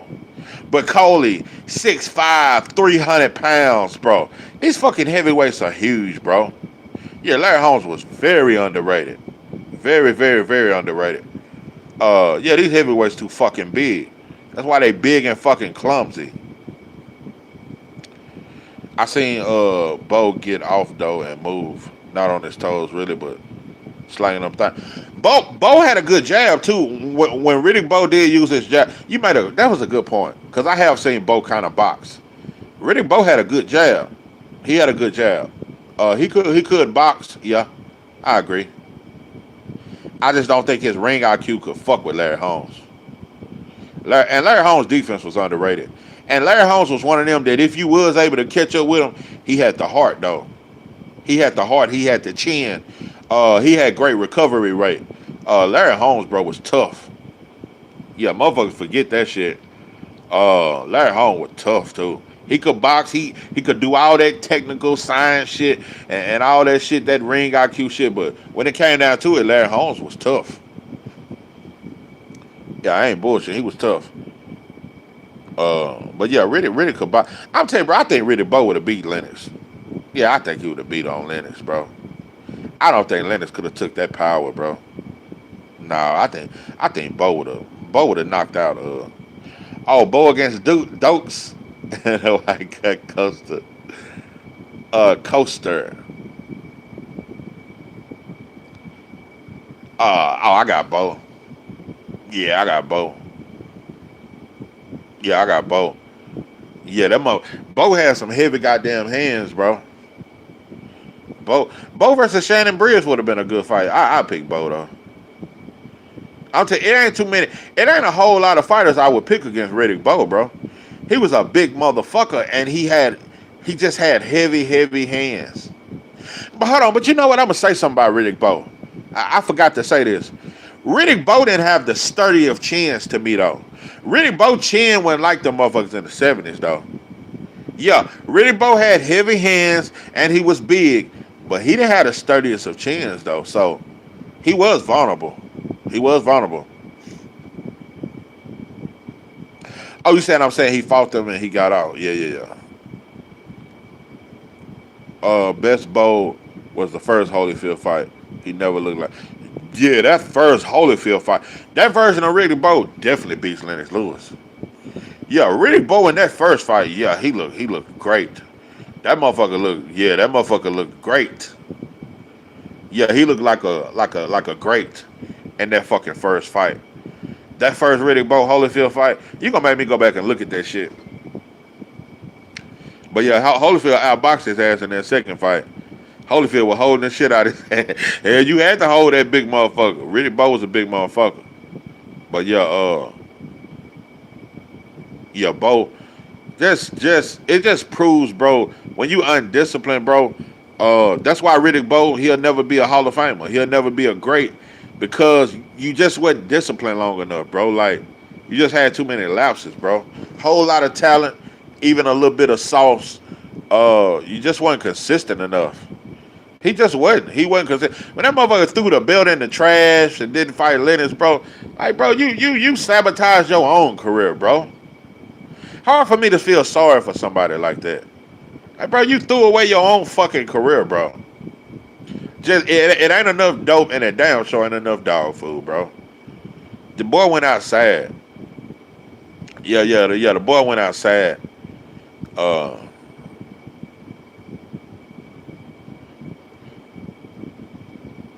hold on. No, the second one when Evander lost that shit.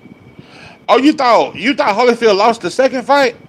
I thought he outboxed him in the second fight. The first one, Riddick Bowe won. The second one, Holyfield won, and the third one, Holyfield got knocked out. I thought Holyfield won that second one because he chose the box. So you saying you thought Holyfield lost all three fights? Yeah, I thought he won that second one though. Oh, it was the third fight where Holyfield won. I got it mixed up. I thought Holyfield got knocked out in the third one.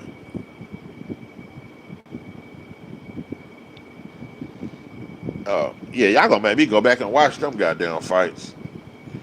That first fight was unreal though. I don't think none of them topped that first fight though. That first fight, bro, they went toe to toe, blow for motherfucking blow. Oh, I think it was something in him that he wasn't confident that he could beat Lennox. I heard it was promotions. I heard a lot of different shit. But a part of me don't think he was scared of Lennox. I think it was more his lack of focus, maybe things outside the ring. I don't think he was scared of Lennox though. Yeah, the third one he got KO'd. Yeah, that's the one. Yeah, he got KO'd in the third one. But I thought Holyfield won the second one. Yeah, that was a heartbreaker. Yeah, Holyfield won the second one. Yeah. Yeah, he fought a disciplined fight in that second one. He did a little exchanging, but he stayed disciplined. Yeah, he won the second. Yeah. Yeah, I knew I had it right. Yeah, and the third one he got stopped. And the first one Riddick Bowe won, but it was a war. Yeah, the first one was a war. The second one Holyfield boxed, and it wasn't as much exchanges. And the third fight Holyfield got stopped. Yeah. And then what's that fight with that motherfucker Goliath? What's that? How you say that motherfucker name? When he kept lowboing Riddick Bowe, that was a dirty son bitch there. Yeah, that was a dirty motherfucker. Yeah, I'd have jumped that motherfucker in the locker room. That was a dirty motherfucker right there.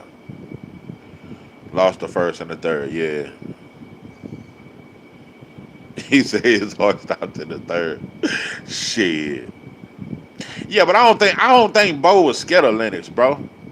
I don't think he was scared of him. I don't think, because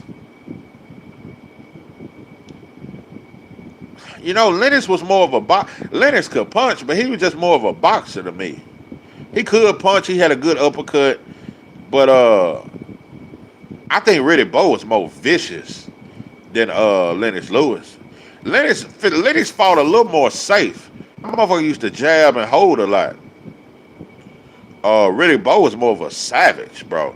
So I don't think Riddick Bowe was scared of Lennox. I just think, I don't know, bro.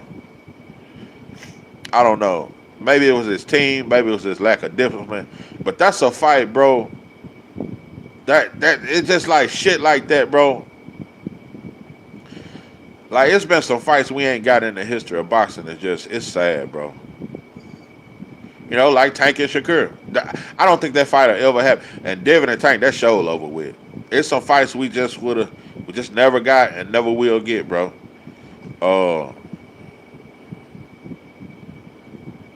It's just some fights we never got. Hey, let me ask you this though. Do you think Lennox beat Holyfield twice? The first fight was a draw. You think Lennox beat Holyfield twice?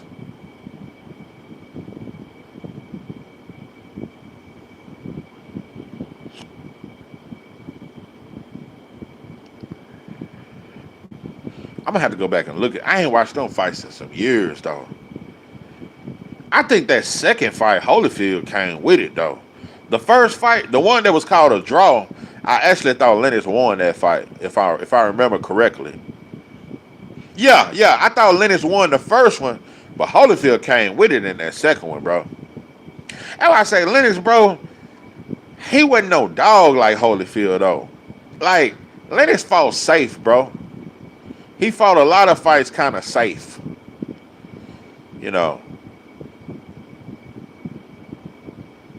Cause Lennox did a lot of clinching, bro. He did a lot of clinching. When you think how big Lennox was, bro, he could have been more of a killer. And he had the power. He had the power. I think Lennox, he could have been more of a killer, bro. But he fought very safe, bro. Like, Lennox didn't never try to dog Holyfield. Holyfield was the one trying to dog Lennox. Lennox did not try to dog Holyfield, bro. Yeah, Lennox could have been more of a killer. With his power, he had power, and he was bigger than most of the dudes he fought. He was 6'5", bro. 230. He was bigger than everybody he fought, but he did not, like, step on the gas. He didn't mash the gas on dudes, bro. That's why I don't think Lennox would have beat Foreman, because Lennox wasn't very tough to me. He was skilled, but he didn't have a lot of dog in him to me. Oh, and his chin was definitely suspect. Yeah, that's that UK. Yeah, that's what it was. Yeah, you hit the nail on. That's what it was. That's that safe shit.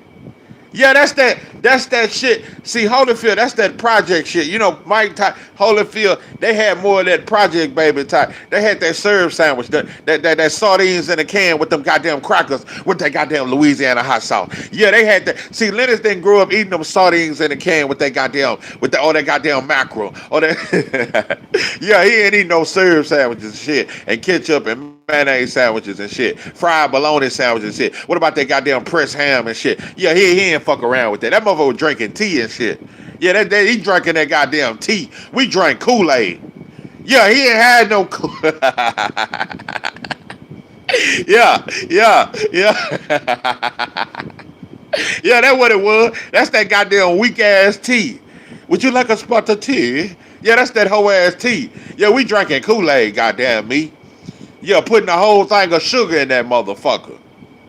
Yeah, beans on toast. Yeah, see, I come from the last era. You made a sandwich out of anything, bro. A mayonnaise sandwich, a ketchup sandwich, a goddamn me serve sandwich. Or you put that goddamn butter on that goddamn bread, put a little cinnamon on that motherfucker, throw that shit in the oven. Yeah, that's goddamn me French toast. That's that goddamn French toast. Yeah. Motherfucker made a sandwich out of any guy. Yeah, Lennox didn't know nothing about that, bro. That motherfucker grew up eating, drinking tea and shit. Yeah, eating Brussels sprouts and shit. Yeah, drinking tea and shit. That's what, yeah, that's what they eat over there, beans and toast for damn bread. Yeah, that's wild. Yeah, that's wild. Beans on toast. I ain't gonna lie, bro. I used to love serve sandwiches. I ain't bullshit. Yeah, I used to eat the shit out them goddamn serve sandwiches. You understand me? I didn't really like them Viennas though, like that. Yeah, mama kept them goddamn Viennas. I thought that shit was wanging than a motherfucker. Them goddamn Viennas, boy, that shit was wanging. Hey, boy, I still don't know what kind of meat that is. Yo, what kind of meat is? Hey, and that goddamn Spam, boy, that shit salty than a motherfucker. Yeah, that goddamn Spam, boy, you eat that shit today, boy, you gonna immediately get high blood pressure. Boy, that shit gonna send your ass in a coma. Yeah, that cinnamon toast with that butter on that, boy. Yeah, cause mama kept a loaf of bread. So yeah, if we ain't got nothing else, we gonna have a loaf of bread, some butter, couple of eggs, some milk, and some sugar. Yeah, you damn there. You gonna have that if you ain't got nothing else. You gonna have a loaf of bread and a goddamn pack of bologna meat or some shit. Yeah, make a goddamn bologna sandwich. Yeah, mother made a sandwich out of every fucking thing. Yeah, but that beans on toast, that's wild. You know what's crazy though? When I was a kid, I hated beans, but I love them now. When I was a kid, I did not really eat beans. I ate green beans. I fucked with the chili beans, but I wasn't big on beans. Like pinto beans, I love that shit now. Pinto beans with that goddamn ground meat up in that mother, with the corn, with the jiffy, with that goddamn jiffy. We stayed with some of our brand cereal. Hell yeah. But see, we used to eat the cereal with the water in that mother. Put that water off in that motherfucker, or eat that shit dry. Yeah, I used to hate pinto beans as a kid. I love pinto beans now though. Oh, I love yeah, them navy beans. But you know about them goddamn black eyed peas with the goddamn cornbread and that goddamn cabbage. Yeah, I used to hate beans as a kid, bro. Yeah, I used to hate that shit. But I love beans now though. Yeah, I eat the shit out some motherfucking beans now. I ain't bullshit. Yeah, them black eyed peas, goddamn me. Them goddamn butter beans. yeah, them butter beans. I used to love that shit. Yeah, I didn't like that shit like that. I wasn't that big on black eyed peas as a kid. I like it now though.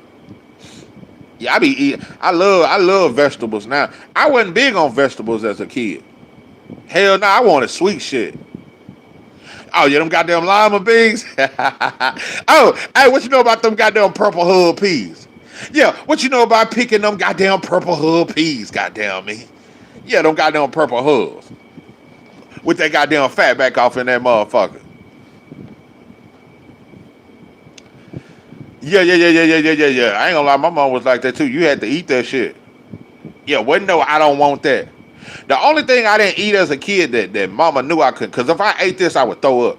I could not eat mashed potatoes or baked potatoes. I couldn't do that. But I eat french fries. I eat tater tots, but I could not eat mashed potatoes and I couldn't eat baked potatoes. I couldn't fuck with that shit.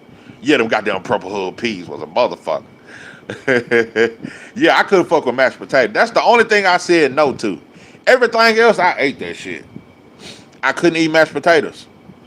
And I couldn't eat a baked potato. Just couldn't fuck with. But I ate yams. I don't know. I was weird like that. I eat yams. I ate French fries. I ate sweet potato pie. But I did not eat mashed potatoes or baked potatoes. Yeah. That's the only time motherfucker ate tater tots at school.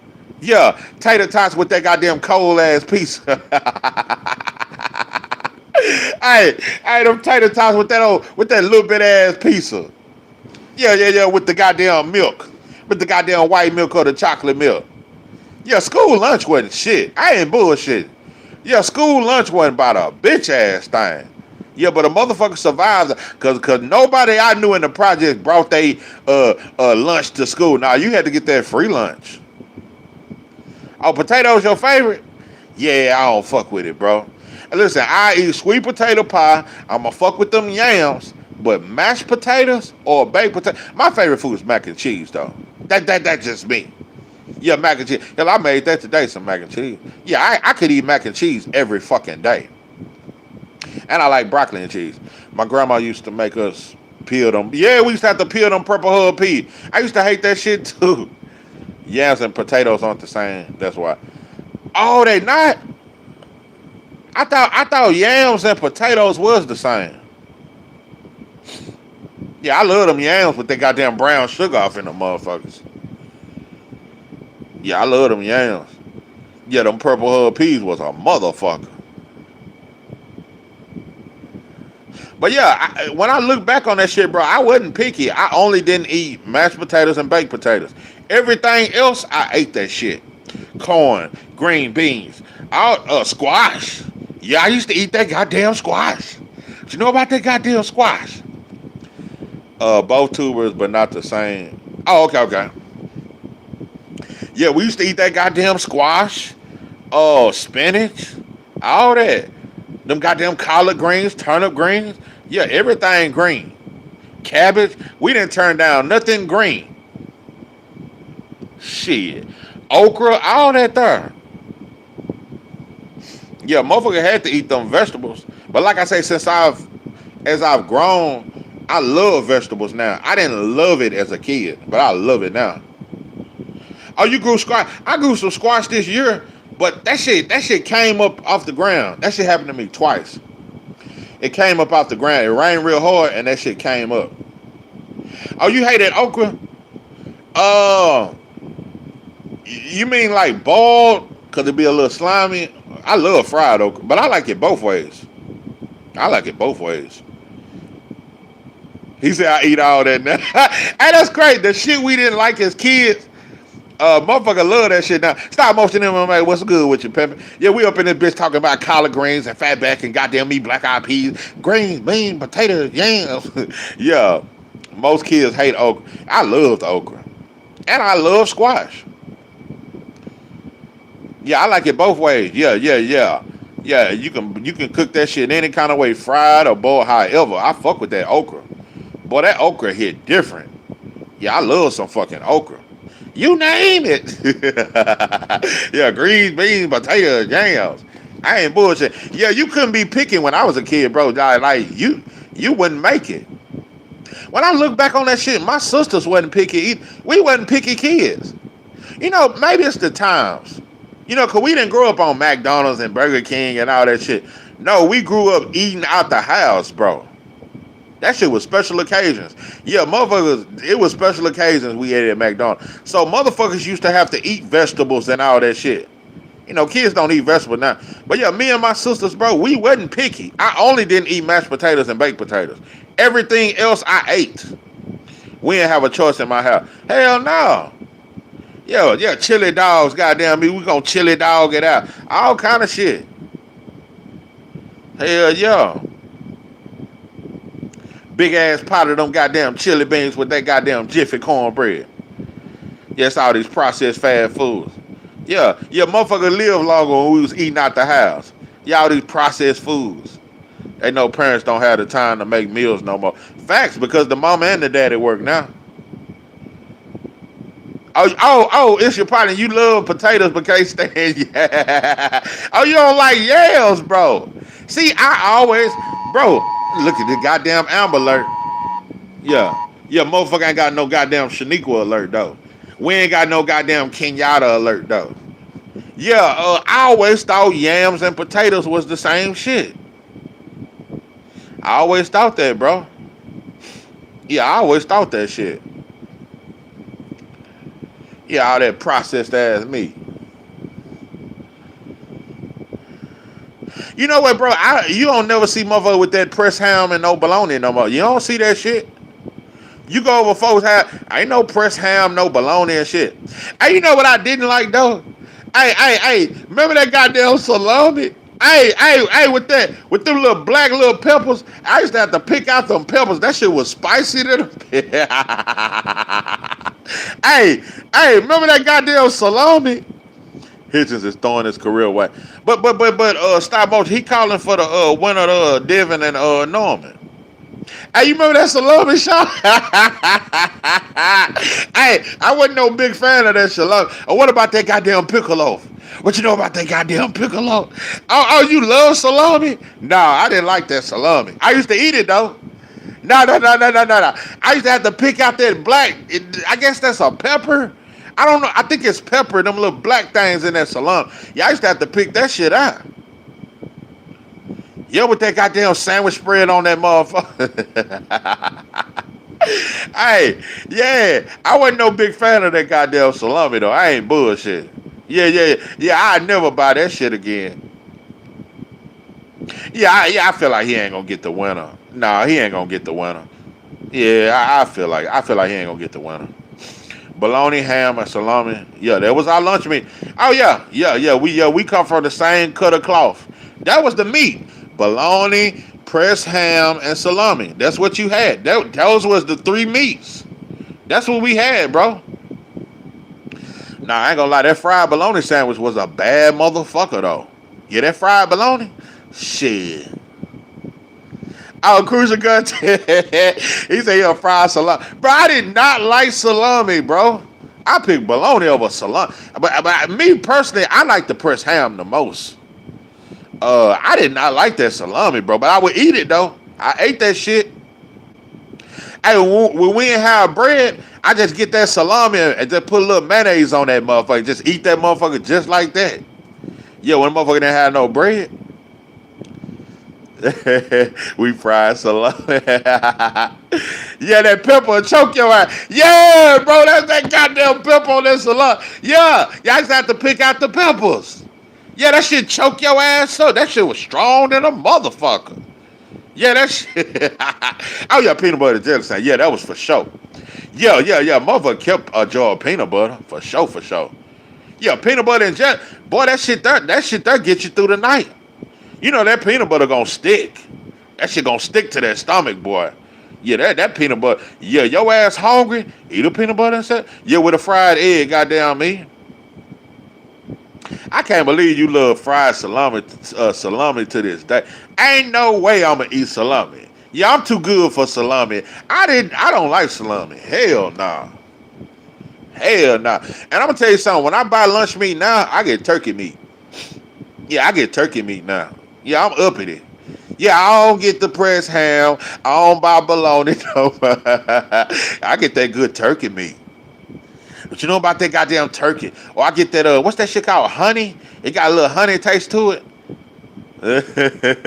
Shit, so long as it's beef. Yeah, I get that turkey. Yeah, I don't fuck with pork like that. But yeah, I get that turkey meat now. I get that turkey lunch meat with that goddamn sharp cheddar. My peanut butter jelly sandwich was 3 loaves on this. Hey, boy, motherfucker kept a peanut butter and jelly sandwich, boy. I ain't bullshit. And I ain't gonna lie, I used to love peanut butter and jelly sandwich. That shit was like a dessert. Yeah, that shit was damn near exquisite. Hey, that peanut butter and jelly, that shit was an exclusive meal. I ain't bullshit. That shit was an exclusive meal. Hey, how many of you motherfuckers used to pick the crust out? I didn't do that shit. I ate the whole bread. I didn't pick shit off. You see how my comments start when y'all talking about pork? Oh, pastrami, roast beef. Yeah, we got the fancy cheese now. Yeah, we done got up in it. Yeah, I'm turkeying out the game. Yeah, with that roast beef. Hell yeah, fancy with it now. Yeah, I get that sharp cheddar cheese now. That goddamn Kobe cheese. You know, we ain't never had it. We used to get that cheap ass cheese. Yeah, that sliced cheese, that shit was $1 a pack. You get about 20 slices in that motherfucker.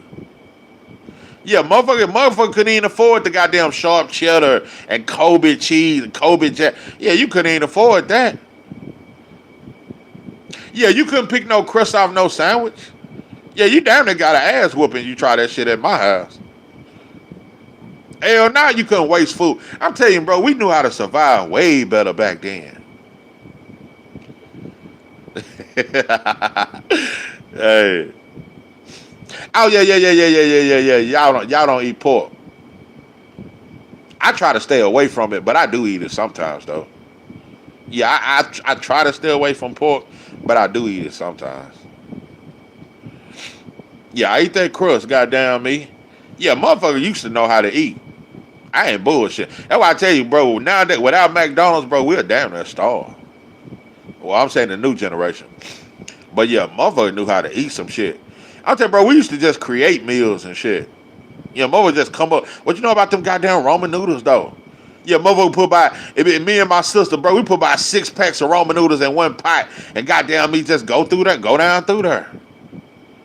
Yeah, with them goddamn beef Roman noodles, and then put a little butter up in that motherfucker. Hell no, we wasn't picky kids. You could not be picky, bro. Oh, I struggle with shrimp and crab. Oh, but pork I don't have no issue with. Oh, okay. No, bro. Like when I look at that shit, bro, as a kid, I can't think of no kids that lived around me or that lived in my neighborhood that was picky. Kids didn't say what they didn't eat. And like I say, the only reason why I didn't eat mashed potatoes or baked potatoes is because the first time I ever tried it, I threw up. And every other time, my pop still tried to make me eat it. Yeah, my pop, he didn't give a fuck. No, eat that shit. Until he seen that I couldn't eat it without throwing up, then I got a pass. Yeah, I had to keep trying that shit until and then my mama said, the boy just can't eat it, Ski. The boy gonna keep throwing up. Yeah. Yeah. Yo, my pop still tried to make me eat that shit. I can't eat it. I just couldn't eat it. But yeah, motherfucker wasn't picky. Oh, you allergic to seafood?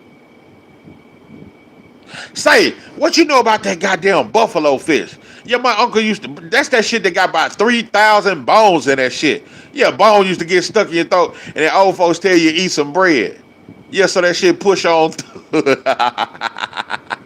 Yeah, that buffalo fish was a motherfucker. That shit got like 3,000 bones in it. You know about that buffalo fish? Yeah, that shit bony. It was good. The shit was good. But boy, that shit bony than a motherfucker. Boy, that shit was bony than a mother. Say, I never eat a buffalo fish ever in life. Yeah, I remember the first time I got choked on a bone. Boy, I went and cried to mama. Mama, something in my throat. Boy, you better eat a piece of bread. I ate a piece of bread. That shit pushed on through. Yeah, them old folks didn't have no chill. Talking about eat some bread. Yeah, push that shit through. Yeah, mama didn't even panic. I was panicking. I thought I couldn't breathe. Yeah, I'm thinking I'm about to die. Mama, it's stuck in my throat. Shit, man, you better eat a piece of bread and shut the fuck up. Yeah, carry your ass and lay your black ass down. Yeah, that's when parents could holler at your motherfucking ass. That's why we let white folks get in our business. Yeah. That's why white folks got all in our business and shit. You understand me? You can't even whoop your kids no more. So I swear, bro, we just the kingdom has fallen, bro. Yeah, the kingdom has fallen like a motherfucker. And like I say, bro, you could damn near bust your head open. Parents didn't panic over that shit. Stitch your ass up, lay your ass back down, and you're gonna get in trouble for fucking yourself off. Be more fucking careful. Yeah, before. Yeah. Yeah, motherfuckers used to be more creative. Motherfuckers wasn't picky. This is your brain on drugs ass. Yeah. Motherfuckers was not picky, bro. I ain't gonna lie, bro. I'm so picky. I'm picky than a motherfucker now. Yeah, I'm uppity like a mother. Yeah, I gotta have a taste for some shit. You gotta be what I got a taste for. Let me see what I got a taste for today. Yeah, I want some burgers today. Yeah. I turn down shit now. Yeah, motherfucker done got uppity than a motherfucker. God damn me. But yeah, noodles, bologna, salami, and pressed ham. You know that pressed ham, I think it used to be a little more expensive than that bologna. I remember I got a huge gas jumping a spike gate. I didn't tell I passed myself up and hit it till I ain't gonna lie, bro. I did that a lot. I used to fuck bro. It seemed like I got stitches all in my head, bro. I got like four. I got stitches on the side of my head, in the back of my head, and right on the top of my shit. Yeah, bro, I fucked myself off a lot as a kid, and a lot. If it wasn't too bad, I would hide that shit. Sometimes it was too bad. Yo, one time we were jumping on the bed, and one of my cousins tripped my ass, and my head hit the corner of that bed rail. Yeah, that shit split my shit like the Red Sea. Yeah, my shit was just bleeding all down my face. Yeah, my pops was cussing me out on the way to the hospital. Boy, you done fucked up your goddamn head. I told you quit jumping in that goddamn bed. Yeah, all that there cussing my ass out on the way to the hospital. But yeah, most of the time, if I wasn't fucked up too bad, yeah, I'm gonna hide that shit. I'm gonna patch that shit up. I ain't finna tell dad I done bust my head open. Hell no. I still eat most everything I've expanded my palate. Yeah. Like I said, I eat a lot of fruits and vegetables. I eat a lot of vegetables. I love vegetables and fruit. But yeah, motherfucker, I don't eat a lot of lunch meat though. Hell, bro, I can't remember the last time I bought some bologna, let alone some salami. Hell no. Nah. Yeah, Shawa say she still eat salami. I can't fuck with it. Yeah. Boy, that's one thing I do not miss, that goddamn salami. That shit was spicy than a motherfucker. Hey, boy, that shit was spicy than a motherfucker. Oh. Nah, but like I said, I fuck with that turkey meat though. Yeah, motherfucker went from them goddamn bologna sandwiches. Now I like them Subway type sandwiches. Yeah, I gotta have some cucumbers and tomatoes. See, motherfucker didn't have none of that. Now I gotta have tomatoes on my shit, some cucumbers on that motherfucker, 2 different kind of cheeses and shit. Yeah, I done got bougie. I actually don't buy it because I don't eat sandwiches, but best believe I will. Oh, okay. And then I gotta have me some chips with my sandwich. Yeah, I like a Subway type sandwich. Oh, your husband eat sandwiches? Yeah. I fuck with a sandwich. But I'm tell you, I can't remember last time I ate some bologna though. Or that goddamn salami. Or that pressed ham. I just get straight turkey now. Yeah, I get that goddamn turkey. With that goddamn meat sandwich spread. How many of you motherfuckers put mustard on y'all sandwiches? You know, old folks used to love mustard. Yeah, old folks used to love mustard. I don't put mustard on mine, though. Only thing I put mustard on is a corn dog. Damn, That's damn near it. Or in them goddamn deviled eggs. Yeah, I just put mustard on a corn dog or something. I don't put no mustard on my sandwich.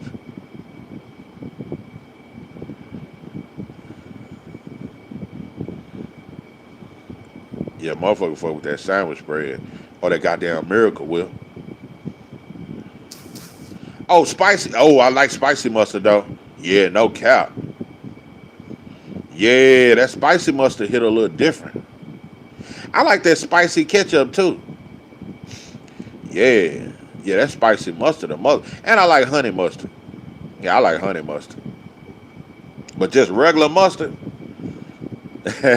I'm bougie by my. You gotta be honey mustard or spot. Yeah, yeah, yeah. Motherfucker don't ain't eat regular mustard no more. Yeah, yeah, yeah, yeah, yeah, yeah, yeah. Yeah, yeah, yeah, yeah, yeah, yeah, yeah. Yeah, I like the honey mustard or the spicy mustard. Nah, I like Miracle Whip. Nah, I fuck with Miracle Whip. Yeah, I fuck with that Miracle Whip. I got some in the refrigerator right now. Yeah, paid cash. uh, uh,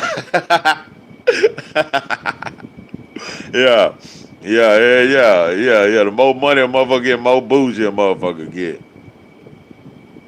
Shit. Yeah, ain't no more lunch meat, no more bologna sandwich and shit. I can't remember the last time I ate that shit. Only by my mustard. Yeah, motherfucker fucking with that Hidden Valley Ranch now and shit. Yeah, motherfuckers eating ranch, honey mustard, Sweet Baby Ray's barbecue and shit. Yeah. Yeah, motherfucker got up there, got all kind of different sauces now. I definitely use Miracle Whip in my potato salad. Oh, that's another thing I can't fuck with. I can't fuck with mashed potatoes. I can't fuck with I like macaroni salad. And I like deviled eggs. Yeah, that macaroni salad hit like a motherfucker. I ain't bullshit. I fuck with that. I like that tuna salad too. Yeah, I fuck with the tuna salad. But nah, I can't fuck with potato salad. I cannot eat it. I can't eat potato salad, mashed potatoes, or baked potato. Can't fuck with that potato salad. That grainy mustard. Yeah. Boy, that macaroni salad, yeah, you fucking around. And them deviled eggs. Yeah, I fuck with all that there. I smash the shit out some deviled eggs. Yeah, when I barbecue, I always have to have some deviled eggs. I always do deviled eggs with that shit. Can't forget tuna. Oh, yeah, grew up on that tuna sandwiches, boy. Them tuna sandwiches? Hell yeah. Yeah, that's another thing we grew up on. Yeah, I still love tuna, though. I ain't gonna care. I eat tuna. That's one thing I still eat. He said I rock with potato salad, but it gotta be hidden. Yeah, I still fuck with tuna, though. I make a mean tuna. Yeah, I gotta have about 7, 8 eggs in that motherfucker, though. Yeah, yo, and then cut up a little bit of that apple up in that motherfucker, put some onions up in that motherfucker, throw that little goddamn relish, that motherfucker gotta be a little sweet, you understand me? Cut it with that goddamn Miracle Whip. Yeah, I fuck with that tuna, though. Yeah, hell yeah. I don't know what it is. Every time I barbecue, I gotta have deviled eggs. I gotta have deviled eggs. I always gotta have me some peppers. Yeah, some of the jalapeno peppers with the goddamn cream cheese, with that goddamn bacon around it. Yeah, I always fuck with that. And I do the deviled eggs. Yeah, I love deviled eggs. Yeah, I ain't gonna lie. I fuck with deviled eggs. Heavy. Yeah, put that onion up in that tuna. Yeah. Yeah. And I gotta cut that tuna with a little bit of sugar. Yeah, hit that Miracle Whip up in there. Throw a little bit of mustard. Cut it with that sugar. Yeah, cut some onions in there. Might cut a little apple off in there. Yeah. Yeah. Yeah, I fuck with tuna. No cap. Now, I'm gonna tell you something. Now, I like chicken salad and tuna salad, but I never really made that. I always buy that. Now, I'm gonna have to learn how to make the tuna salad and chicken salad. I like that shit, though. Chicken salad and tuna salad. Oh, y'all put the celery in there, too, though. Yeah, I throw the celery up in that tuna. Yeah. You gotta have that celery off in there. Yeah, that celery a bad motherfucker. Yeah, that's that secret ingredient. Yeah, I ain't never made tuna salad or chicken salad, but I love to eat it, though. Yeah, I keep celery. I got some celery in the refrigerator right now. Yeah, it seemed like tuna salad and chicken salad harder to make. Like I can make tuna easy. Like tuna ain't shit.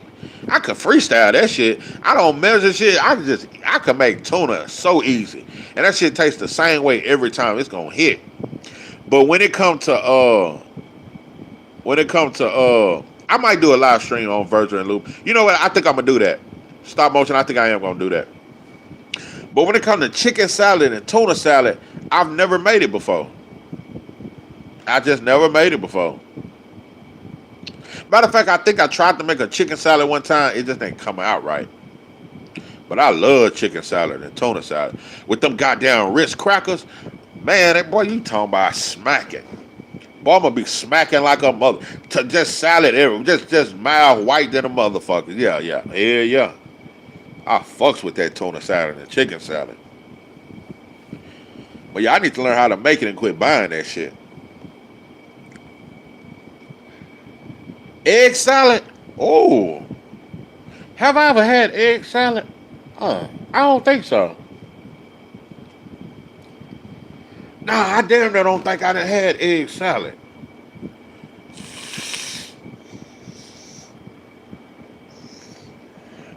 I don't think I done had egg salad.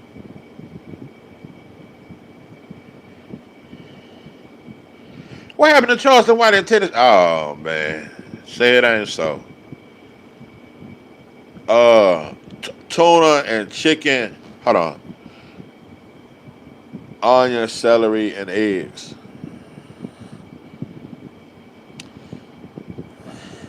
Okay, let me ask you this though. But with the chicken, what kind of chicken do you get?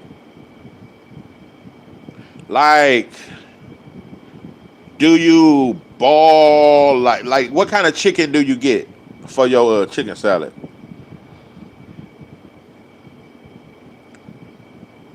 Tuna salad, peas and diced onions, carrots and pepper.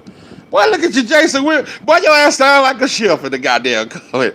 Oh, you don't like the tuna salad? I love it. I let it marinate overnight. Okay. You put a little paprika up in there. I throw a little paprika in my tuna. I put a little bit of paprika up in that motherfucker. Yeah, throw a little paprika up in that motherfucker. Oh, the canned and chunky chicken. Okay. Oh, I ain't gonna lie though. That rotisserie is a motherfucker.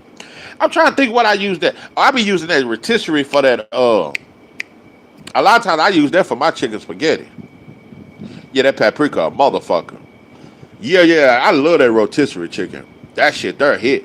You could use that shit for anything. But yeah, I use that rotisserie a lot for some, like chicken spaghetti. I love that chicken spaghetti. Yeah, you don't tell people what seasonings to use because we all have our own. When it comes to seasonings, for sure I'm gonna have that garlic powder. See, I don't use garlic salt. I use garlic powder. I like garlic powder, onion powder. I fuck with that Tostinos. A little bit of slap your mama. It's this other kind of seasoning I got. It's like a mango. It said mango, but it's like a throw that. It's like a little sweet cut. It's a bad motherfucker. Canned chicken is more like tuna. Yeah. Rotisserie chicken do be kind of dry. Yeah, I fuck with garlic and onion powder. I put that shit in everything. Yeah, if you ain't got no garlic, see, I don't like garlic salt. That should be a little too, yeah. But garlic powder and onion powder, bro, that shit go in everything. I put that in my eggs. I put that in everything. Everything. Yeah, I'm gonna keep me some garlic powder, onion powder, all that kind of shit. But I like that am I saying it right? No, I'm tripping. Not Tostinos, Creole seasoning. That's what it's called. Yeah, I keep that. I keep that too. Creole seasoning, garlic powder, onion powder. Yeah. Oh yeah, I ain't got no Sam's. But yeah, I used to fuck with Sam's when I was in the city. Yeah, I'm in the country. Yeah, that rotisserie a motherfucker. But I be getting it from like Walmart and Brooks and shit. Hell no, I don't use salt for nothing. I don't never put salt seasoning. Hell no. And I don't use no lot of pepper. I may use a little pepper here and there, but I don't use salt at all. I don't never use salt. Yeah, Tony. That's what it's called, Tony. Tony's Creole seasoning. That's what I use. Yeah, I use the Tony Creole seasoning. Garlic powder and onion powder. That's damn near it. Yeah, Tony's Creole seasoning. Yeah, what you know about that Tony? Yeah, I keep that. Oh, that Himalayan salt, pink Himalayan salt. Yeah, I don't never use salt. I never met a black person that uses salt. Yeah, I don't use salt.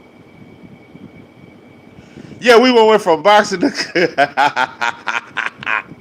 Yeah, you motherfuckers that made me hungry than a mother. Yeah, that went through my whole child. We done went from served sandwiches and bologna, fried bologna sandwiches to tuna sandwiches and all kind of shit. Yeah, deviled eggs and shit. He said I didn't want to sound bullshit. Oh, I like that adobo. I got some of that. Yeah, that shit hit. I got some of that. Yeah, that adobo. That shit hit. Oh, you make a lot of Mexican food, shot? Oh, you done switched up, shot? Yeah. Yeah, y'all gonna make, yeah, I'm finna start a cooking channel, goddamn. You know that cooking shit in right now. Y'all might start a cooking channel. Yeah, I love that adobo. That's a bad, hey, you hit a bad, that's a secret weapon right there. That adobo a bad motherfucker. Now, Jessica, what's good? Which appreciate you coming up in this month. Yeah, we done went from boxing to historical heavyweights. Now we on cooking. We went from fried bologna sandwiches. Now we talking about growing up eating served sandwiches, mayonnaise sandwiches, and spam. Now we talking about some goddamn meat. Creole seasoning and shit. You got Mexican family. I love to make. You make Asian food? Goddamn shot. Yeah, you need to start you a cooking channel. Yeah, cooking with Charles. Yeah. Oh, you make Asian food. See, that's something I can't make.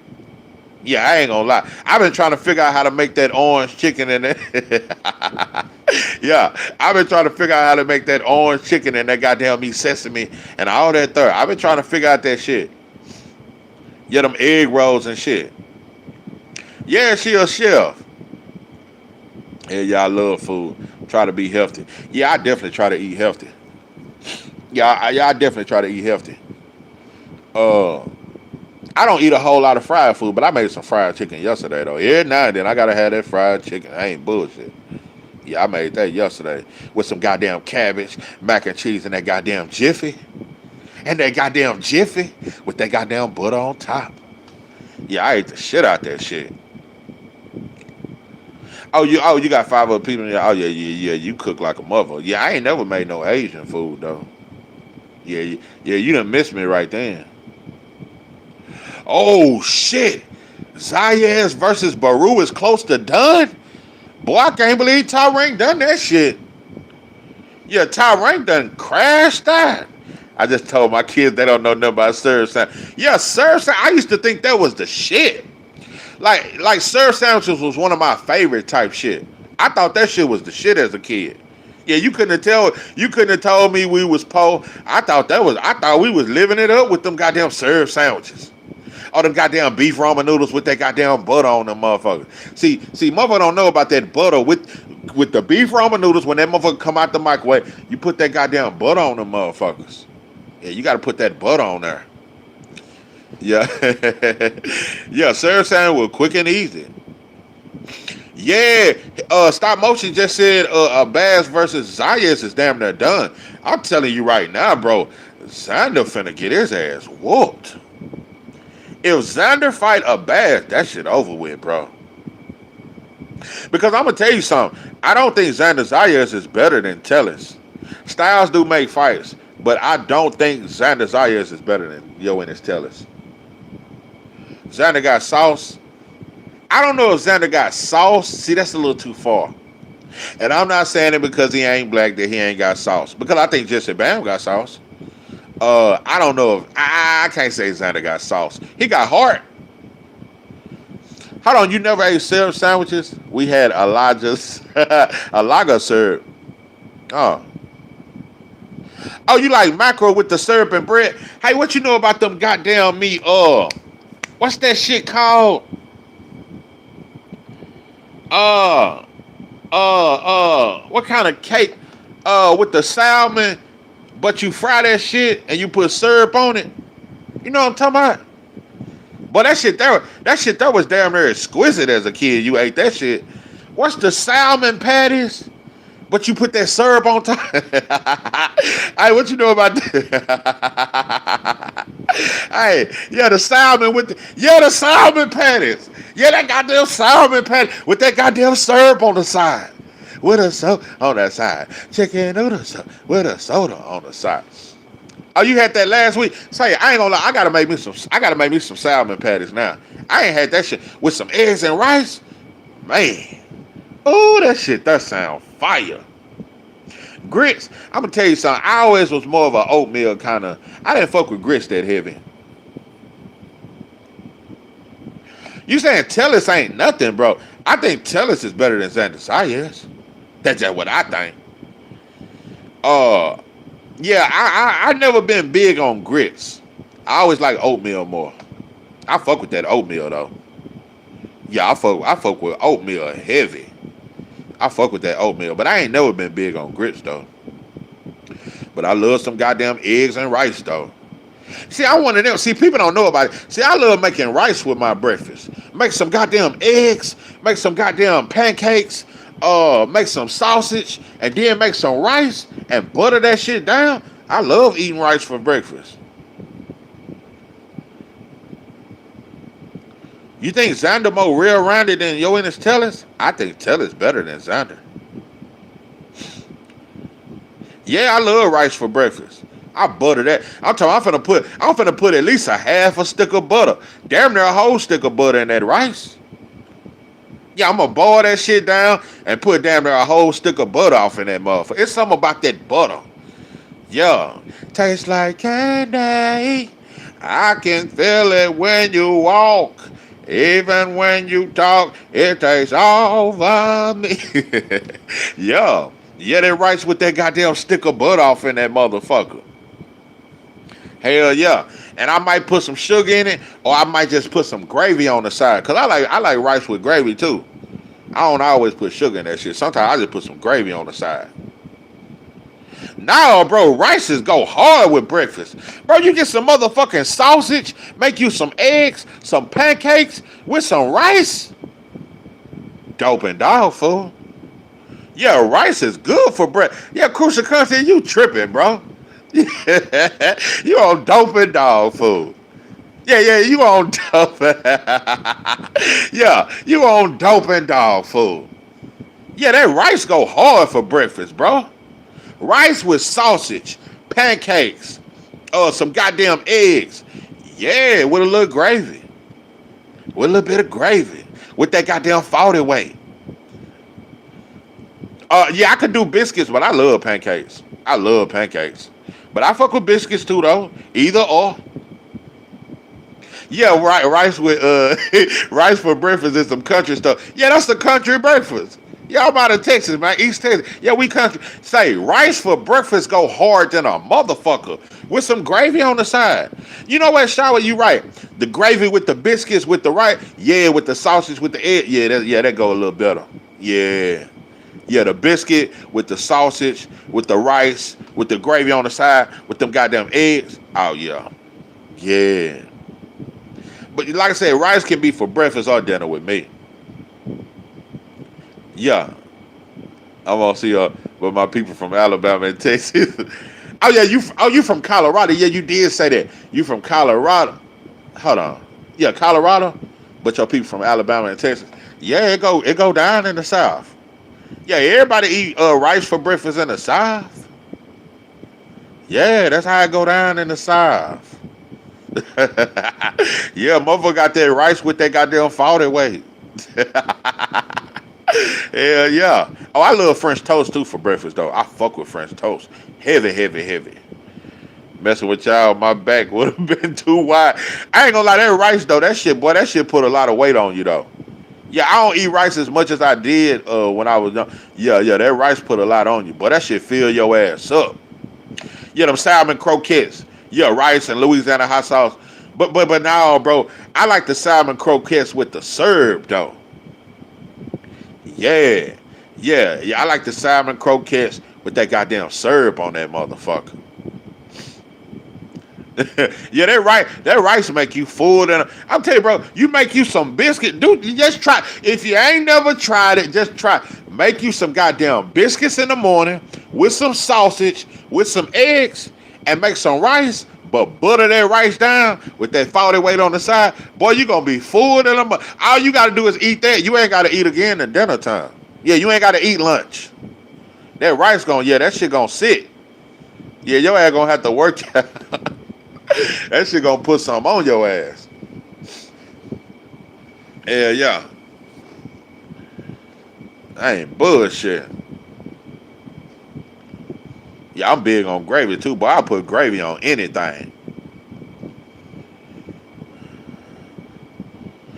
Yeah, Jay Leon Love, yeah.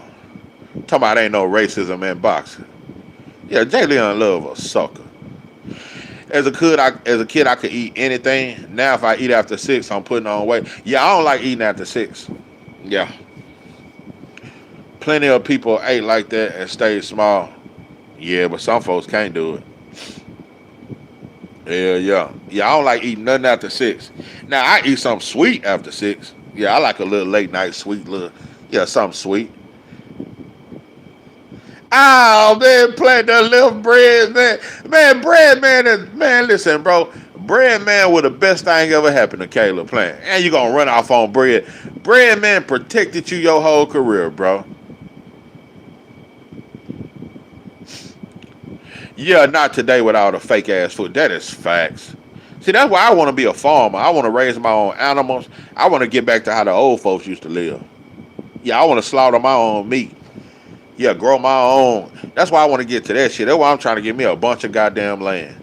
Yeah, you can't trust this fucking food. Oh yeah, I love everything smothered. Smothered pork chops, smothered chicken, all that shit. Yeah, I love smothering some shit. Goddamn 40 weight on that motherfucker. Better portions and the food wasn't pumped full of hormones. Facts. Yeah, that's why these kids 13 years old and 6'5", 270 pounds. Yeah, the motherfuckers fucking with our food. Yeah. That's why these kids are developing so fast and shit. They do a lot of sick shit. I swear these motherfuckers sick, bro. Yeah, I was going to talk about that in my next live. Breadman left. I can't believe. Yeah, Breadman heart, bro. That motherfucker singing some Jagged Edge right now. Nothing is promised to me and you. So why will we let this thing go? Baby, I promise that I'll stay true. Don't let nobody say it ain't so. Baby, I promise that I'll never leave and everything will be alright. I promise, please stay with me. Breadman, don't you leave. I promise. Hey, Prime Charles J versus Prime Limbo. Hey, Charles J. I think about moving to the country, but I've been a city boy my whole life. You stay in Miami, right? But I'm telling you in the city life. Yeah, bro, I used to live in Dallas. I lived in Houston. Yeah, I'm in the country now. I'm a country boy. Yeah, all that city shit. That shit alright, bro. I don't think he's heartbroken.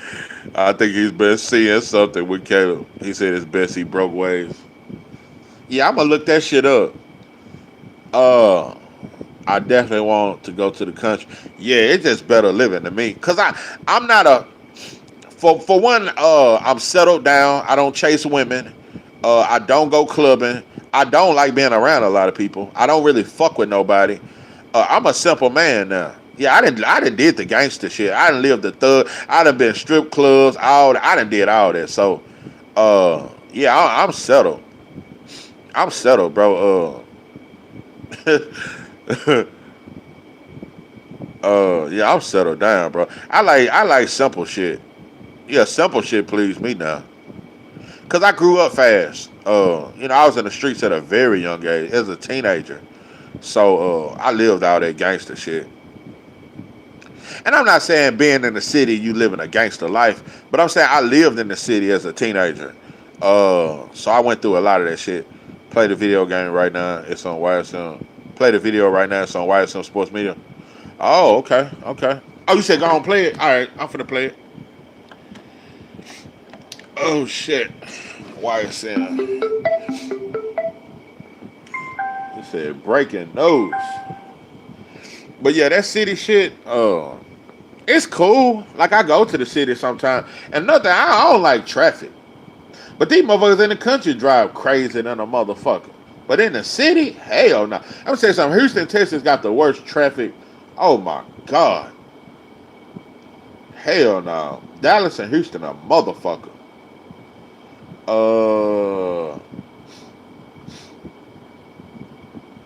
You said it's on YSM? I don't see. Okay, okay. Okay, I got you. I got you. Alright, I just found it. Is a scam. I only made $81. Okay, you said it's a scam, but you made $81.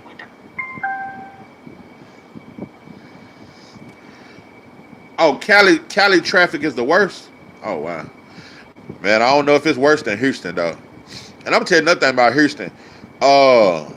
If you live on the north side of Houston, it take you down there 2 hours to get to the south side of Houston. That shit wild. Like Houston, you be in traffic for like 2 hours. Well, yeah, you said Cali, especially Los Angeles, though. I don't think nothing worse than Los Angeles and New York. But Houston up there, though.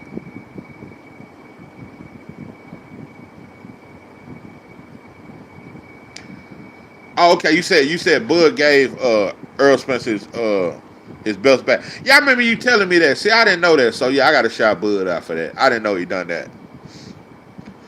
Oh yeah, you drive truck. Yeah, yeah. Oh yeah, you know. Yeah, you know.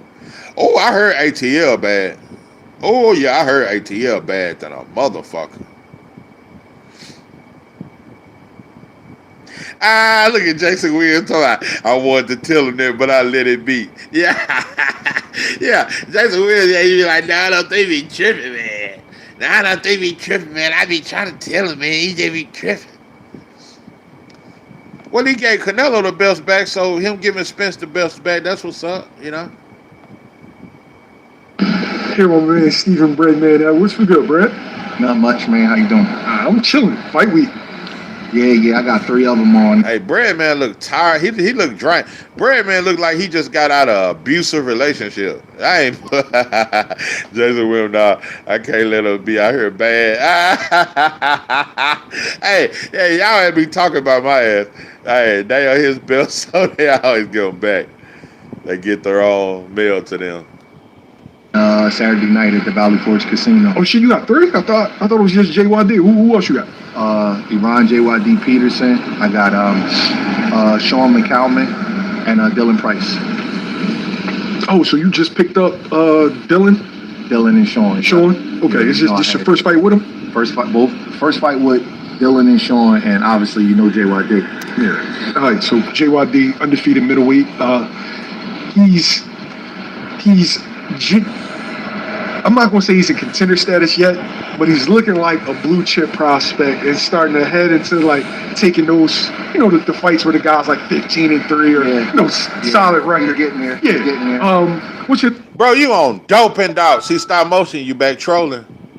Spence would lose to Austin, bro. There you go with that bullshit, bro. thoughts on his progression so far? I love it, man. I love it. I love the kid. That's all I can say. I just love everywhere he's going. I love everything he's doing. That's my guy. That's my guy. I love training. And we just want to just take our time and just keep progressing and, just kind of just cultivate things and just let him just keep developing. And when that right opportunity comes, he's 12-0 now. So you can only fight one fight at a time. So I just want to get him to his next fight. And we got a tough fight coming up. So I really don't want to talk about too much past this fight. Brett, he's a devastating puncher, right? Mm-hmm. But probably the most unique thing about him is he's one of the hardest workers I've ever seen, but also he's super entertaining outside the ring.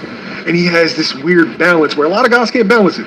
They work really hard and then they don't know the entertainment value, or they know the entertainment value and bullshit in the gym. Mm-hmm. He's like the perfect combination of the two. He got the it factor. the social media following. Yeah, he on that shit again. And I just let him be. You know, I tell him to turn the camera off when we doing our serious work because I don't want everybody to see that. But other than that, you know, he support his family, you know, and he got the it factor. He definitely knows it. For him to have the social media following that he has and he's never fought on TV, it says a lot. I'm just looking forward to seeing where he goes. What's your expectations for this Saturday? Another terrible draw? Terrible as in put an opponent. I don't like to get into that because every dog had a day. You know what I mean? I don't like to get into that because we could, you know, I expect him to win though, and he's been training hard and he knows that this is going to be a tough opponent. The kid is 9-3. At one time, he was an undefeated prospect, so he knows that the kid's going to be trying to hurt him and trying to win and try to take away everything he has.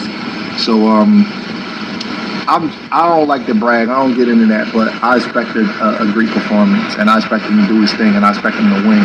How he wins, I don't know. You know what I mean? I know he has a lot of knockouts, but I don't like to say it's going to be a knockout. But hopefully we do get a knockout, you know, and leave it out of the judge hands, you know. But we're not going to force it. We're going to fight a good fight, and we'll see what happens. But he's in tremendous shape, and he's been looking good. What can we expect from Dylan and Sean, being that this is your first outing out with him? Dylan was approaching world level. Never, ever sue the driver who... Plant Beach, Charlo, doping dog food. Charlo stops playing easy. Easy work. That's an easy fight. I've had it all. You know what I mean? I've had guys come to me off of losses, and I've had guys that I brought up, and then they lose. I'm trying to fast forward to the part because, you know, I'm trying to get to the nitty gritty. He asking them about everything else. And then you got to bring them. You got to be able to live with that if you're going to be successful at anything. It was a fight that he was clearly winning, clearly ahead, and you just got caught with a shot. Is that one of those things where you just... Is that why the trainers are always very meticulous with, like, yo... details of everything you're doing, it matters. So, but we on point, and you're gonna see a. All right, I know you know that those situations be kind of dicey, but can you okay, it's towards the end. Elaborate? Like, did something happen? Was it the loss? Was it okay? Here you go, right here. Another direction. Here you go, right here. Like, I don't really know what direction he went. Linga. Can you kind of like peel back the curtain? What could possibly be next? I'm not going to be training Caleb. So I really don't know I've been hearing about his future fights, but I really don't, know what's going on. But I'm not going to be training Caleb anymore. All right, I know, that those situations be kind of dicey, but can you elaborate? Like, did something happen? Was it the loss? Was it, him wanting to go in another direction? Like, I don't really know what direction he want to go in, but I just, I let him know about 3 or 4 weeks after the fight that it probably would, that I would be stepping away from training him.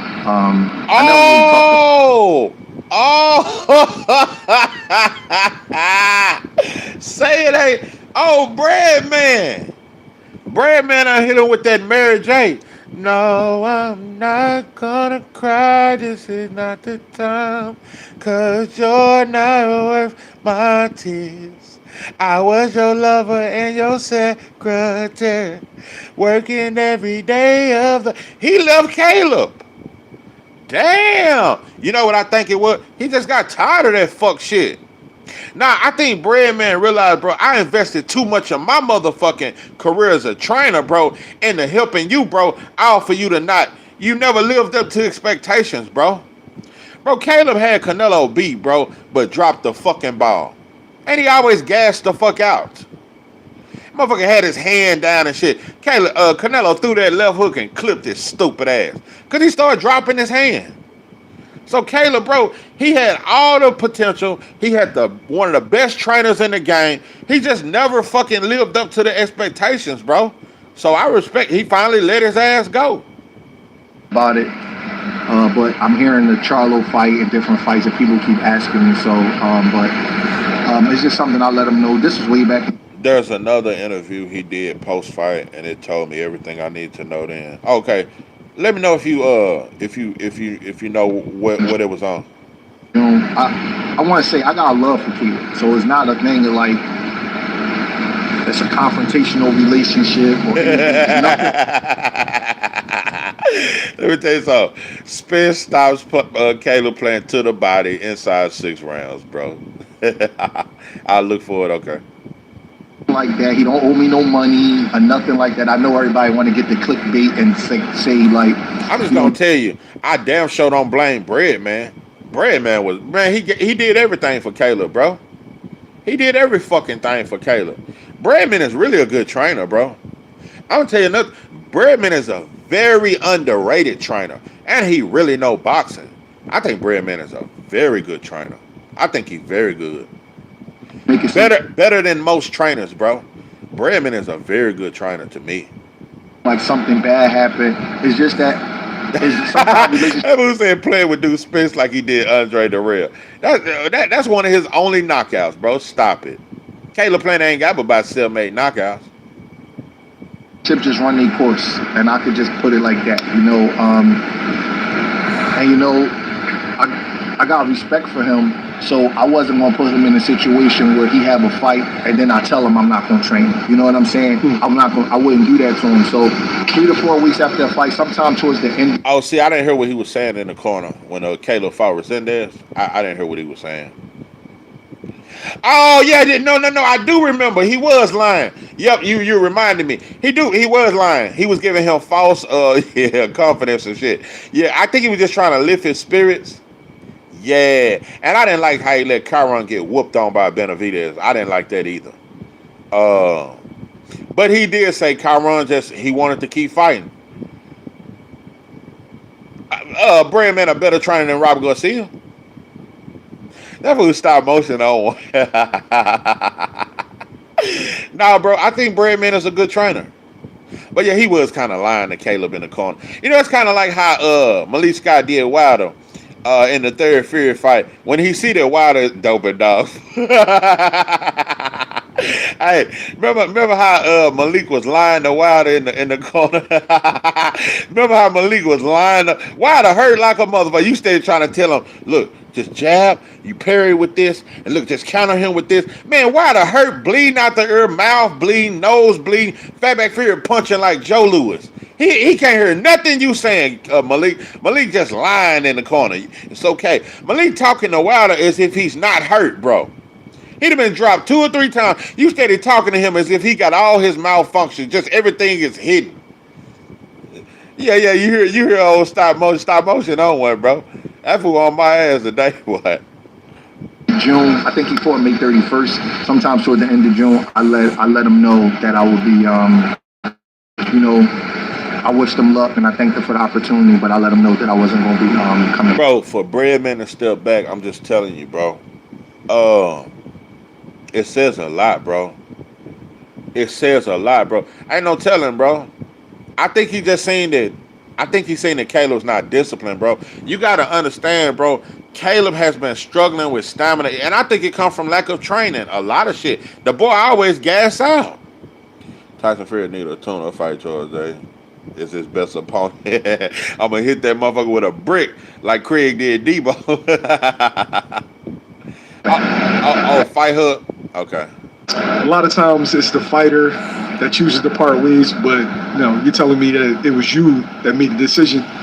Well, I can't say what he chose because we haven't really talked after the fight. So I don't want to put words in his mouth and say he might have been let me go. I don't know that, but I just know that I told him, I gave him my letter of resignation. Like I said, like towards the end of June. I don't really want to get into the reasons, you know what I mean? Because obviously he lost the fight and things like that. And it's just I wouldn't be able to give him the best version of myself. Man, imagine Caleb playing against M. Beasley. Boy, he gets stops inside 3 rounds. It's a lot of shit, bro. It's a lot of fighters Caleb loses to. Caleb loses to a lot of fighters, bro. He just was never that good to me, bro. I never thought he would. Andre would have beat the brakes off Caleb. Anymore. And, again, I'm not upset with him. As far as I know, he's not. I can't speak for him. I don't know if he's upset with me. But it was just, the camp was just different, you know. And outside that bullshit ass Andre Darrell knockout, Caleb never really had no power, bro.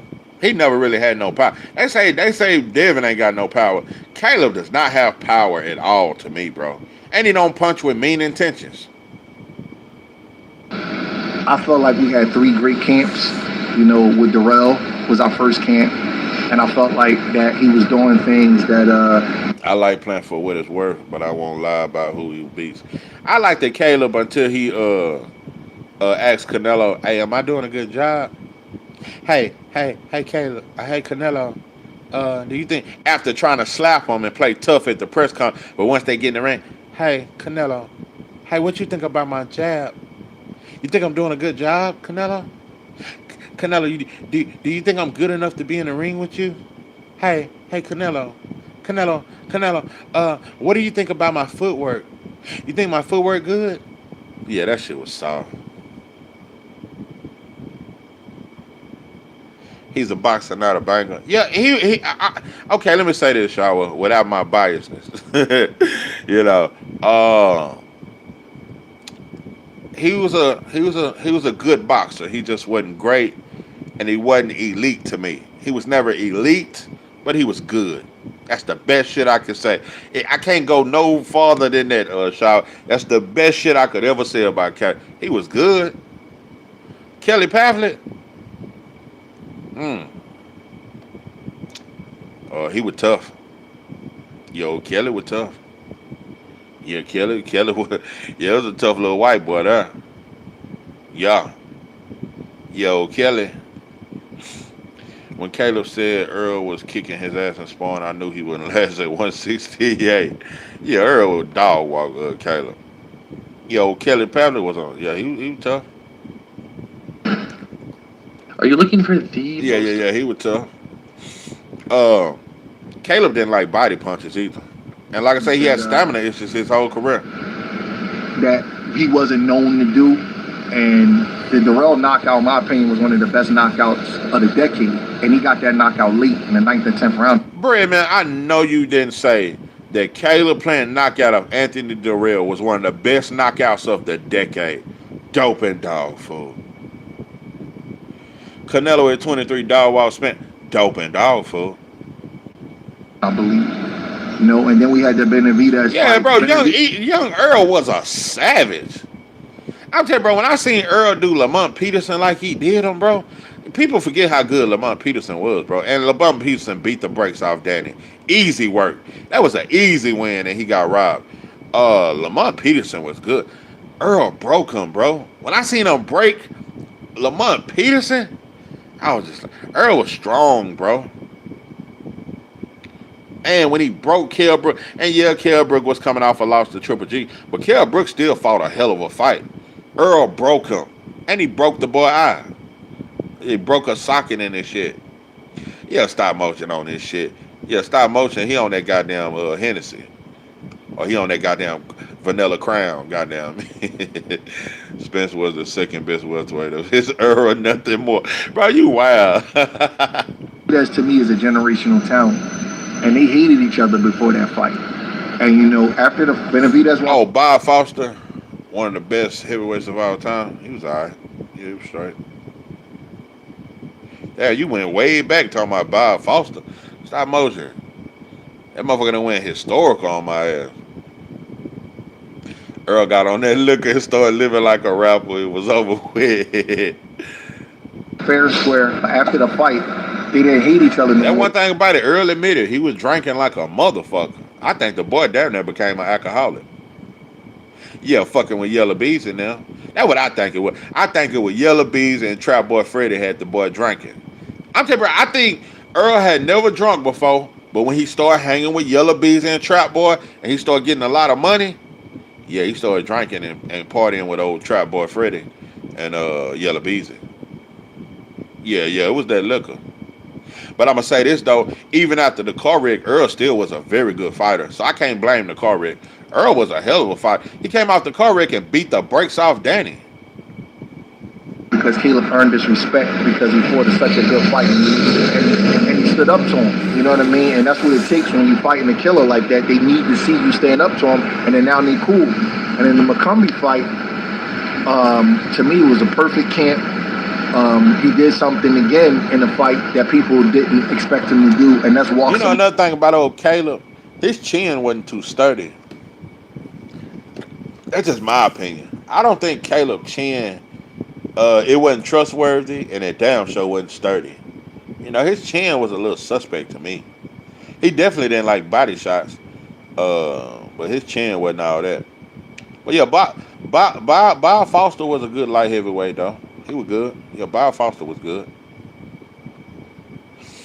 Lie down and stop him late because Caleb's not known for that. You know, the kind of the criticism of him is You think Caleb chin was solid?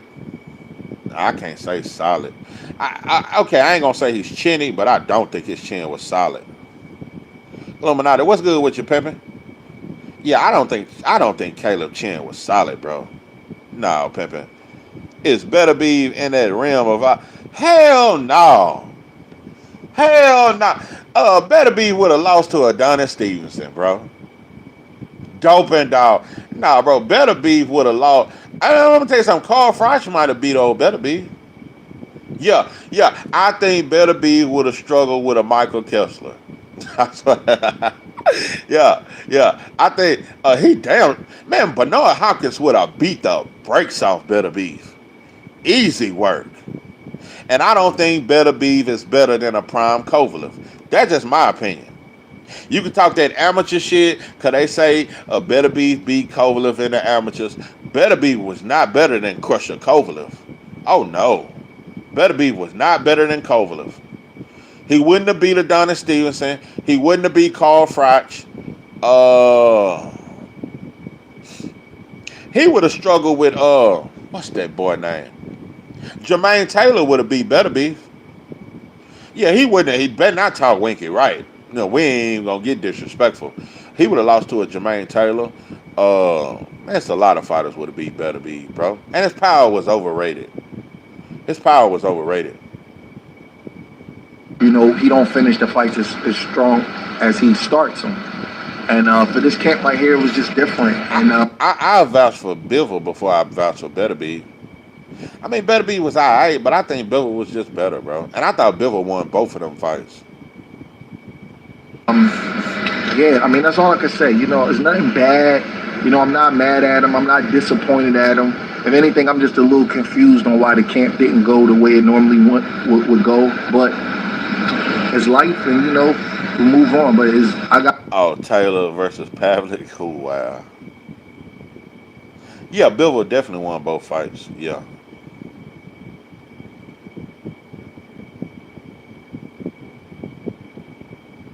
I got nothing but respect and admiration for Caleb, man. He gave me a big opportunity, and we had some good camps together, and we worked our butts off, and I thought I made him a better fighter. You know, just this last camp, I can't tell you what went wrong. I'm not gonna lie, I don't know.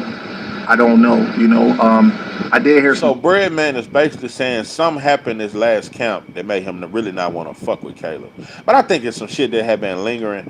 But basically, whatever happened during this last camp, Breadman was like, man, I'm not fucking with you, bro. Stuff about he was overtrained. That wasn't true. He never was overtrained. I never really addressed it or had to defend myself because Caleb didn't say that I overtrained him, but I did hear people kind of say that I overtrained him, that he was overtrained for this fight, and that's not true. If you ever get a chance, you can ask him.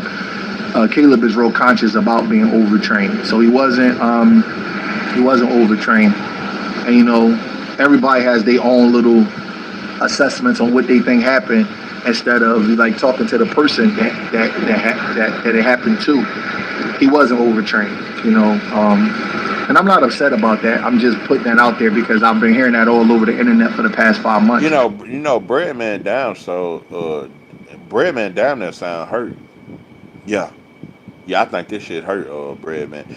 It's like I'm telling you, it's like a bad, just a abusive, just a a toxic relationship. Yeah, that's how he sound. The boy sound like he been in a toxic relationship, just the straw that broke the camel's back. Hey, yeah, something definitely broke the straw. I'm saying, bro, Breadman really, it's like he didn't want to do it like he had to, bro. You know, I think Caleb, he done got money, he done did what I think he didn't appreciate the boy. Usyk is better than SOG Ward. Oh my God. Let me tell you something. You better off saying Plant better than Earl than to say Usyk is better than SOG Ward. SOG? Dope and dog food. And I never really had a chance to address it. And I didn't take the guy lightly. You know, that was something else that was like asked, you know, off camera and on the camera. Like, did y'all take him lightly? I don't take nobody lightly. You know what I mean? If I'm leaving my family and traveling back and forth and subjecting myself to... CBS doesn't want you to know you can get 100. 3-time undisputed versus 0. Oh, y'all forgot stop on. You just really like Usyk. Yeah, I remember that. You just really think Usyk is that. I don't think Usyk is just some all-time great. I think he came into a heavyweight division that was food. That's just me. That's what I think. I think he just in a heavyweight division that's food, bro. He ain't no all-time great to me. I think he good for this era. Yeah, he's smaller and he's faster than most of these slow-ass heavyweights. That's what I think. And I think Cabiel stops Usyk to the body. I think Moses Otama stops Usyk. That's just what I think. And I'm going to tell you another thing. Usyk does not beat a prime Wilder at all. Wilder stops Usyk inside 3-4 rounds. Yeah, Usyk don't get out the way of that right hand. Oh, no. Oh, no. And forth and subjecting myself to, like, that's a lot of work. Nah, Ortiz beats Southpaw versus Southpaw. Ortiz beats and I think Ortiz was a better boxer than Usyk. Yeah, Ortiz beats Usyk. Yeah, Ortiz hurts him.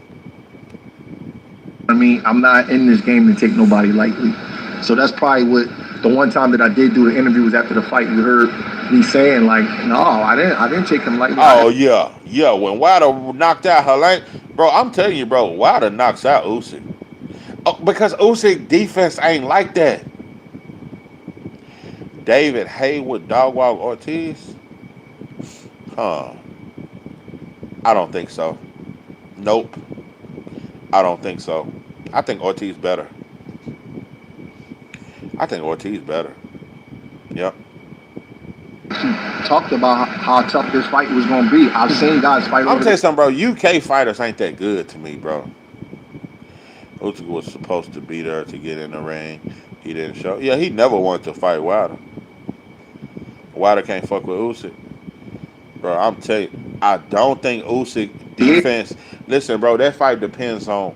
You're going to have some hellified defense. Usyk defense ain't good enough to stay out the way of that right hand, bro.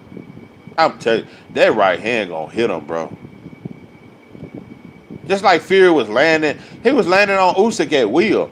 Usyk gets hit, bro. Joshua was hitting him with right hands. Wilder land that right hand on Usyk, night. before. Yeah, Usyk gets stopped by Wilder, bro. Wilder never deserved a shot at Wilder. You mean at Usyk? He never deserved a shot?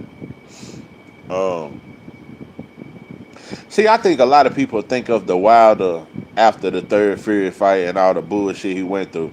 We forget that motherfucker that was the undefeated, the vicious Wilder, the supreme confident Wilder. Wilder confidence was gone after that third Fury fight. It's a lot of shit happened.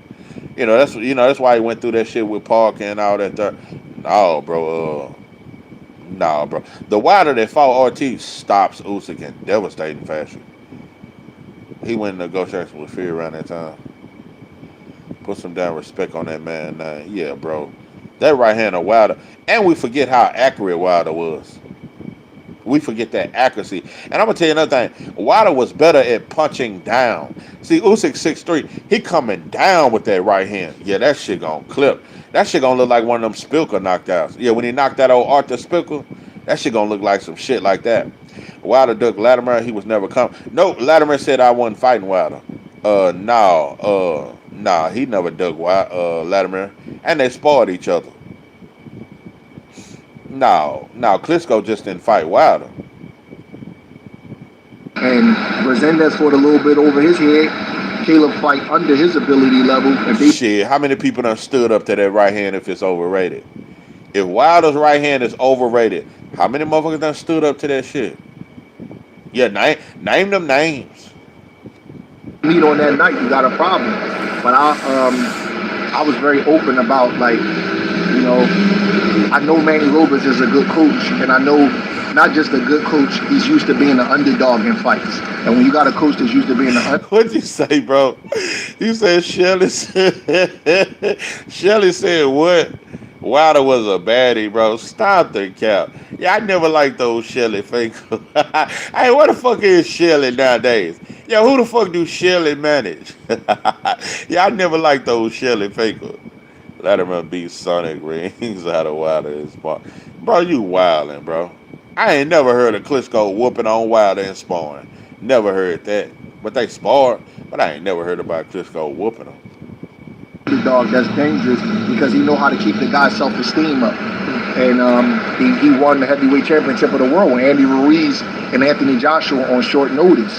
So I was like, I kind of was prepared for Brezendez being better than he ever was. So no, we didn't. It wasn't. Bro, Ortiz was elite, bro. Ortiz was elite. I mean, it's other fighters I could name, but if there's no other name I could name, bro, Ortiz without a doubt was elite. So stop the fucking cap. Underestimation on my part, and I didn't overtrain him. That's all I can really say. Other than that, I don't have. See, bro, when you name Dillian White, that's when I know. That further lets me know, bro. Yeah, your ass on that Jack Daniels. Yeah, you on that goddamn bourbon. You on that Jack Daniel. You just mixing brown with clear now. Yeah, Ortiz a hype. Yeah, you mixing brown with clear with tequila. You on that goddamn bootleg moonshine. You know, I got nothing but love for Caleb. I think Caleb a terrific talent, man. I do. You know what I mean? I hope he believed that I thought that, because I think Caleb is the real deal. It was days I seen Caleb in the gym, and he looked like a lighter version of Oscar De La Hoya, bro. Like, and Oscar was a bad boy in his prime. Like, people look at him now as the promoter. I don't know how old you are, but he turned pro in '92. A lot of people now didn't see a prime Oscar. Oscar was rough. He was one of my favorite fighters growing up. Yeah, he reminded me of Caleb a little bit, you know, because they both really left-handed and they fight in the southpaw stance. It was days Caleb, like... Oh, shit, you just told me something. Yeah, and that's why he favors hook and his jab. I didn't know that Caleb was... Yeah, he's really left-handed, and You say it's articles talking about what Latimer and Dillian White beating Wilder and Spawn? Nah, I just never heard of it. I mean, Oscar, man, you know, so Especially Dillian White, bro. Dillian White is, you know, borderline dumpster juice. believed in Caleb and his ability. You know, things just a little bit different this last camp, and that's all I can really say. I really don't know why. You have to ask him. What's a deal breaker for you as a trainer? There's a lot of deal breakers. You know what I mean? But I'm not going to get into anything out of respect for him. And I don't want to, like, speculate on what was wrong in this camp, because if I speculate openly, I could be wrong, and then that might offend him. I honestly, I don't know what happened. You know, I'm just going to be honest, bro. Breadman, you been a little too goddamn nice.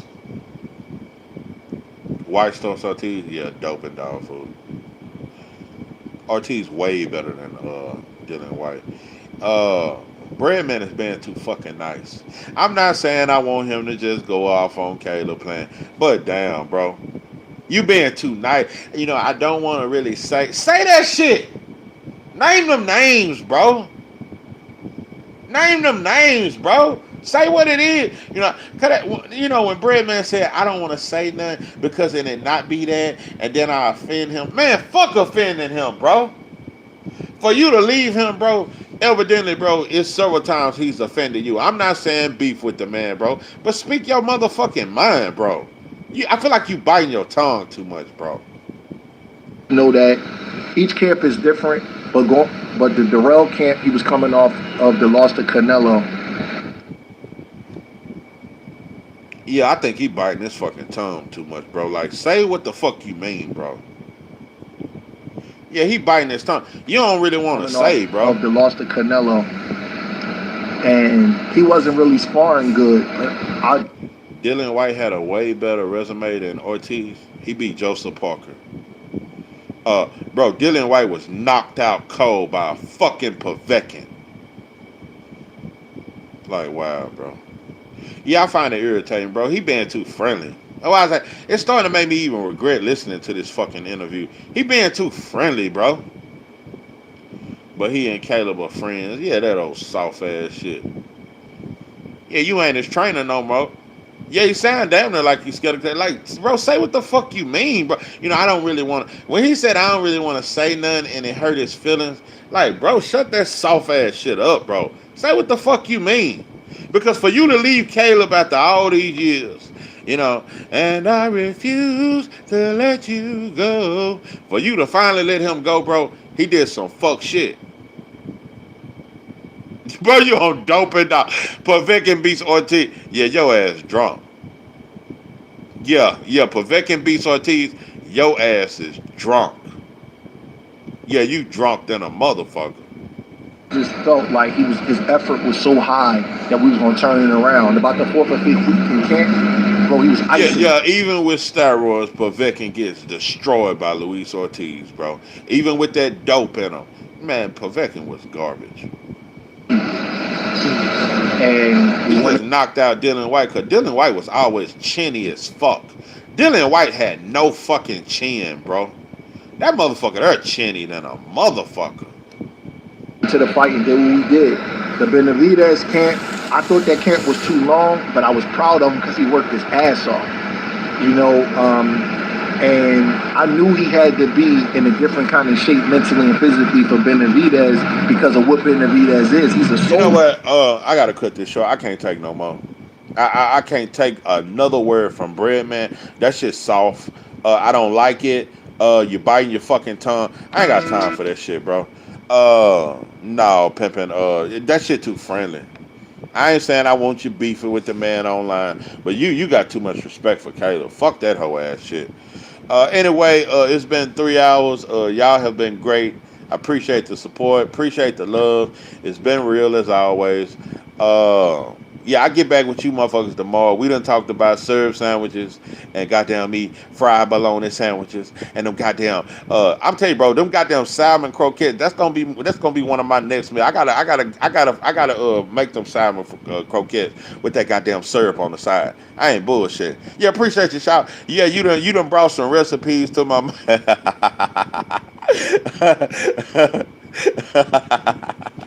Yeah, we done talked about some food there. You gotta be thinking about some shit. Yeah, you gotta be thinking about some shit. Yeah, motherfucker start a goddamn cook show once a week or so, where we just talk about food and recipes or some shit. Fuck around, goddamn me. But yeah, appreciate y'all. You said make that shit. Yeah, I'm gonna make that shit. Yeah, the goddamn salmon croquette. I ain't had that shit in some years though. I ain't bullshit, but I love that shit. Appreciate you, bro. Great life. Appreciate you. Yeah, even though we disagree, bro, I appreciate the support, bro. It's all love.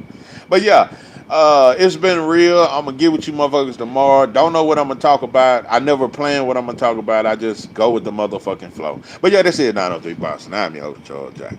That, out.